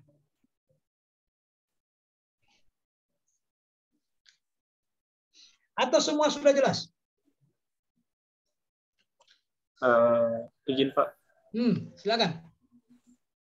Yang saya ingin tanyakan itu yang pertama tentang output dan hasilnya, kaitannya dengan kolom yang mana. Kemudian yang saya ingin tanyakan lagi, berarti kita angkat satu kegiatan saja, Pak. Untuk setelah ini ya, Pak. Ya, kalau mau bangun rumah itu pasti banyak kegiatan. Tergantung pekerjaannya Bapak. Bisa orang hanya 4. Bahkan boleh jadi ada cuma 3. Tapi ada juga sampai 9. Tergantung pekerjaannya. Kalau di sini cuma contoh kan. Contoh. Jadi tergantung pekerjaan yang Bapak mau susun itu. Berat ringannya akan melahirkan jenis tingkat kesulitan, akan melahirkan kegiatan yang berbeda antara satu dengan yang lain. Itu satu ya. Kemudian output. Output ini pertahapan. Kalau saya ya, tapi coachnya bilang jangan berkegiatan, silakan. Karena pada akhirnya Bapak dan Ibu dibimbing masing-masing coach. Bukan saya yang bimbing, saya hanya mengantar materi ini. Oke. Nah, output ini bedakan output dengan bukti fisik. Kadang orang dia anggap sama bukti fisik dengan output. Beda, Bapak. Nah, kalau kita pertahapan, waktu dia mau bangun pondasi, yang pertama itu dia mengukur. Maka hasilnya, outputnya adalah apa kira-kira? Apa outputnya? Ukuran yang ya, adanya ukuran dari pondasi. Yang kedua, tahapannya dia habis mengukur, menggali. Tergalinya pondasi. Jadi kalau dia menghadap mentor, apa outputnya kalau menghadap mentor?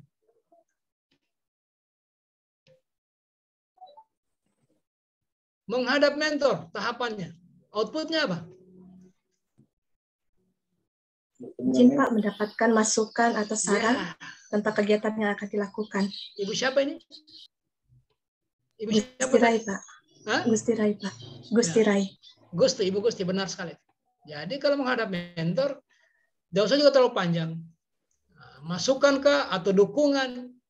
Setiap kita melakukan koordinasi dengan siapapun, dengan teman sejawat misalnya, atau dengan pihak manapun, pasti ada sesuatu yang kita inginkan sebelum kita lakukan. Nah, biasanya koordinasi itu dalam rangka mencari dukungan. Supaya kepala sekolah dukung, teman sejawat dukung. Bukti dukungannya apa? Dia sampaikan masukan. Oh, akan lebih bagus media itu kalau ditambah dengan ini. Itu kan buktinya dia mendukung karena dia antusias memberi masukan. Ya? Jadi sudah jelas Pak Febri? Jelas ya? Tapi jangan terpaksa. Mana yang tidak jelas? Jelas Pak. Jadi sudah kelihatan output versi saya per tahapan. Kembali ke masing-masing coach. Boleh jadi coachnya nanti bilang per kegiatan, silakan. Ya. Kolom 5 dikaitkan dengan kegiatan. Nah, jadi ini besarannya ini, bikin pondasinya ini.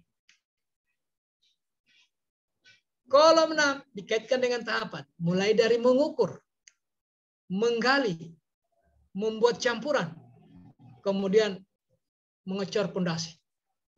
Nah, selalu kalau namanya kegiatan dan tahapan kegiatan, dia menggunakan kata kerja. Yang dimaksud dengan kata kerja itu biasanya diawali dengan awalan me. Coba lihat. Itu pasti kata kerja itu. Membuat, menyusun, menyeleksi. Pasti kata kerja. Menyeleksi bahan pembuatan media. Menyeleksi, berarti dia seleksi. Ada beberapa media bahan-bahan yang sudah kumpul, dia seleksi. Atau mengidentifikasi bahan bangunan. Jadi dia mau identifikasi, dia mau kenal semua bahan bangunan. Tehelnya mereknya apa, nanti tehel ini dipasang dengan. Jadi saya ulangi sekali lagi, kegiatan dan tahapan kegiatan, dia menggunakan kata kerja. Sebaliknya kalau isu diangkat dengan kalimat, apa isu tadi? Kalimat? Negatif. Negatif. Ingat itu, negatif. Kalau isu negatif. Jangan isu pernyataan positif. Apa isunya? Meningkatnya nilai matematika siswa. Gimana itu? Bagaimana caranya? Ditanya keluhan, bukan keluhan yang disampaikan, tapi keadaan sebaliknya. Kan dokter itu kalau memeriksa vaksin, yang pertama ditanya keluhan. Nah, kita juga kalau membimbing, yang pertama kita tanya isunya. Apa isunya? Baru kita bisa membayangkan resepnya. Oke? Nah, Ibu Rifka Sri, silakan bertanya karena Ibu sudah mengantuk sekali. Nah, silakan Ibu. Apa mau ditanyakan? Supaya hilang mengantuk. Tanya apa Ibu? Iya Pak, izin bertanya Pak. Ya, ya. Iya. Pada isu yang diangkat ini kan kalau misalnya pembahasan sebelumnya Pak, kalau isu kan berarti kita angkat satu isu, misalnya Pak ya di kolom ini. Kemudian di kegiatannya itu hanya berkaitan dengan isu itu yang diangkat atau kita jabarkan lagi Pak di pas kolom kegiatannya ini. Nah, isu yang diangkat di sini Bapak sudah hasil validasi. Sudah ada proses sebelumnya. Di mana prosesnya di isu kontemporer. Bagaimana caranya ya? Saya tidak mungkin mengajar itu lagi. Ada alat-alat validasinya. Dari ditemukan di pekerjaannya Ibu Rifka Sari ada beberapa isu. Kalau tadi pekerjaannya Pak Kade, kenaikan pangkat berkala, lambatnya ini dan ini. Kemudian mutasi, tidak ini, tidak ini. Penting negatif-negatif semua di situ. Ditemukanlah 5 isu. Nah, 5 isu divalidasi. Ketemulah core atau isu utama. Nah, itu yang diangkat di sini, isu utamanya.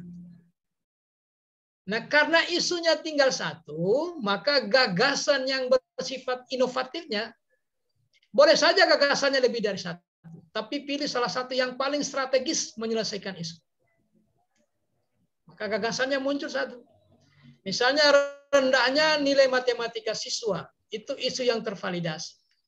Dalam rangka menyelesaikan isu, gagasannya adalah membangun media belajar titik-titik. Media belajar apa itu? Yang bisa connect. Ada keterhubungan antara gagasan dengan isu yang diselesaikan. Jangan tidak ada hubungannya. Kalau isunya lain, gagasannya lain, ya analog dengan lain yang gatal, lain digaruk. Tidak kena. Harusnya connect. Begitu kita dengar gagasan, kita bayangkan isunya, tidak ada lagi orang menimbang-nimbang, jangan-jangan, tidak. Orang langsung connect, oh betul.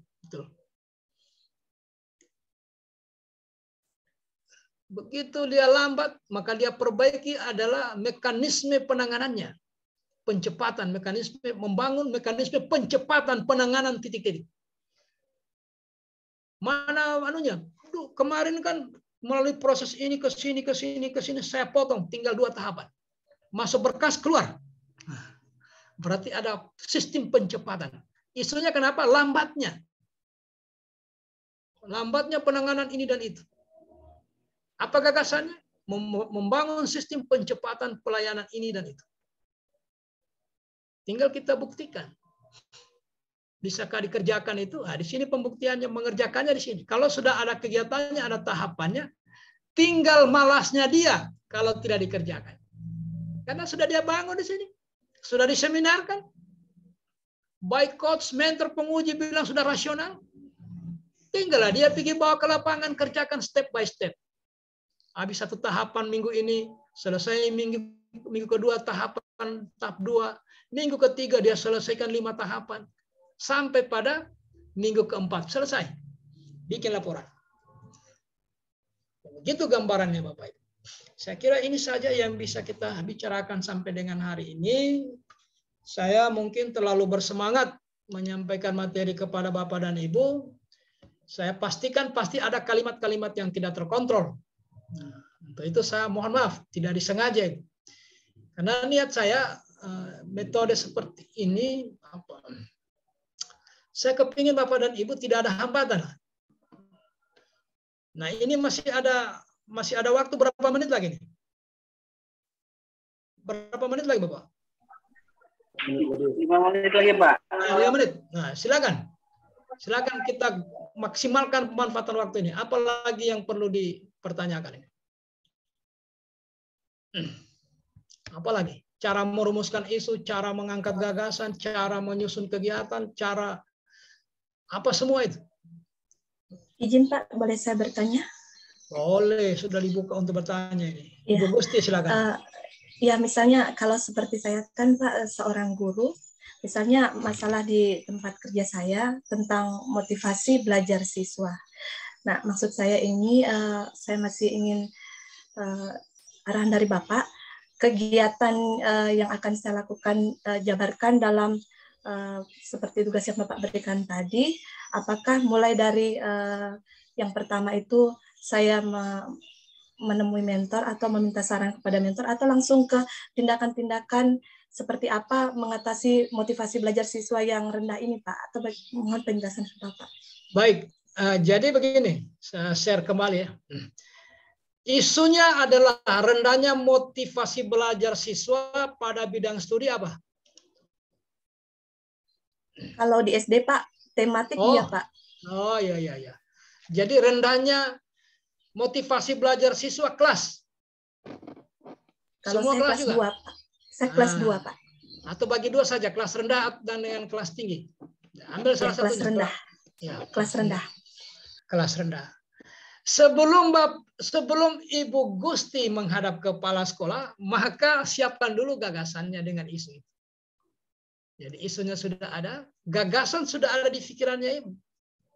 Dalam rangka memperbaiki atau meningkatkan motivasi belajar siswa kelas rendah, apa ide, apa gagasan yang ada di pikirannya Ibu? Jadi net dulu itu, baru Ibu menghadap.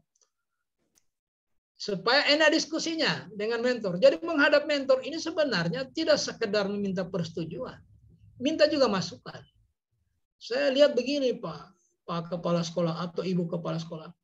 Sudah 2 tahun saya orientasi di sini, itu kelas rendah itu kelas 1, 2. Kalau kelas rendah itu sampai kelas berapa? Kelas 3 Pak. Nah, itu saya lihat kelas 3 dengan kelas 2 itu rendah sekali motivasi belajarnya itu. Makanya dari situ kalau Bapak izinkan saya ada gagasan, kira-kira begitu. Jadi harus siap dulu gagasan. Jangan nanti menghadap mentor tidak ada keputusan. Besok menghadap lagi, tidak ada juga keputusan. Lusa menghadap lagi. Lama-lama Ibu diusir. Karena yang mau diurus sekolah ini banyak, bukan cuma urusannya Ibu. Ya, sama dengan yang lain. Menghadap mentor itu sekali saja, langsung plak. Sekali menghadap. Jangan setiap minggu ada menghadap. Minggu kedua menghadap lagi. Minggu ketiga menghadap lagi. Untuk apa? sekali menghadap tapi tuntas di hari pertama menghadap mentor. Nah, karena Bapak Ibu sudah membawa bukan hanya gagasan, sudah ada ancang-ancang pekerjaannya. Jadi kalau pertanyaannya, apakah saya menghadap mentor, saya siapkan dulu isu dengan gagasan? Ya, wajib itu. Sebaiknya, bukan wajib, sebaiknya. Sebaiknya, supaya ada bahan pembicaraan. Jangan masih di pikiran-pikiran semua saja. Akhirnya bolak-balik kita, hanya itu yang kita bicarakan. Menjadi tidak efisien dan tidak efektif. Saya kira itu Ibu Gusti ya? Atau tidak? Pertanyaannya Ibu apa? Boleh sedikit lagi Pak? Ya. Maaf ini, maksud saya di tabel kegiatan yang akan diuraikan di tugas nanti, apakah saya uraikan lagi di situ menghadap mentor, kemudian yang kedua membuat penilaian awal atau pretest, kemudian membuat RPP, kemudian melakukan pembelajaran, kemudian penilaian akhir dan membuat laporan, atau bagaimana Pak? Maksudnya seperti itu. Terima kasih. Kalau masuk dia di kegiatan, lihat kursornya Ibu. Kalau dia masuk di sini, diuraikan di sini. Harus diuraikan tahapan. Pasti itu. Misalnya pekerjaan tadi itu, coba Ibu sebutkan ulang pekerjaannya. Misalnya pertama menghadap mentor, atau kemudian yang kedua bukan penilaian awal atau pretest. Jadi yang pertama, makanya runut ya. Yang pertama ya, luar biasa. Saya lihat backgroundnya itu langsung saya pesan kopi nih Pak.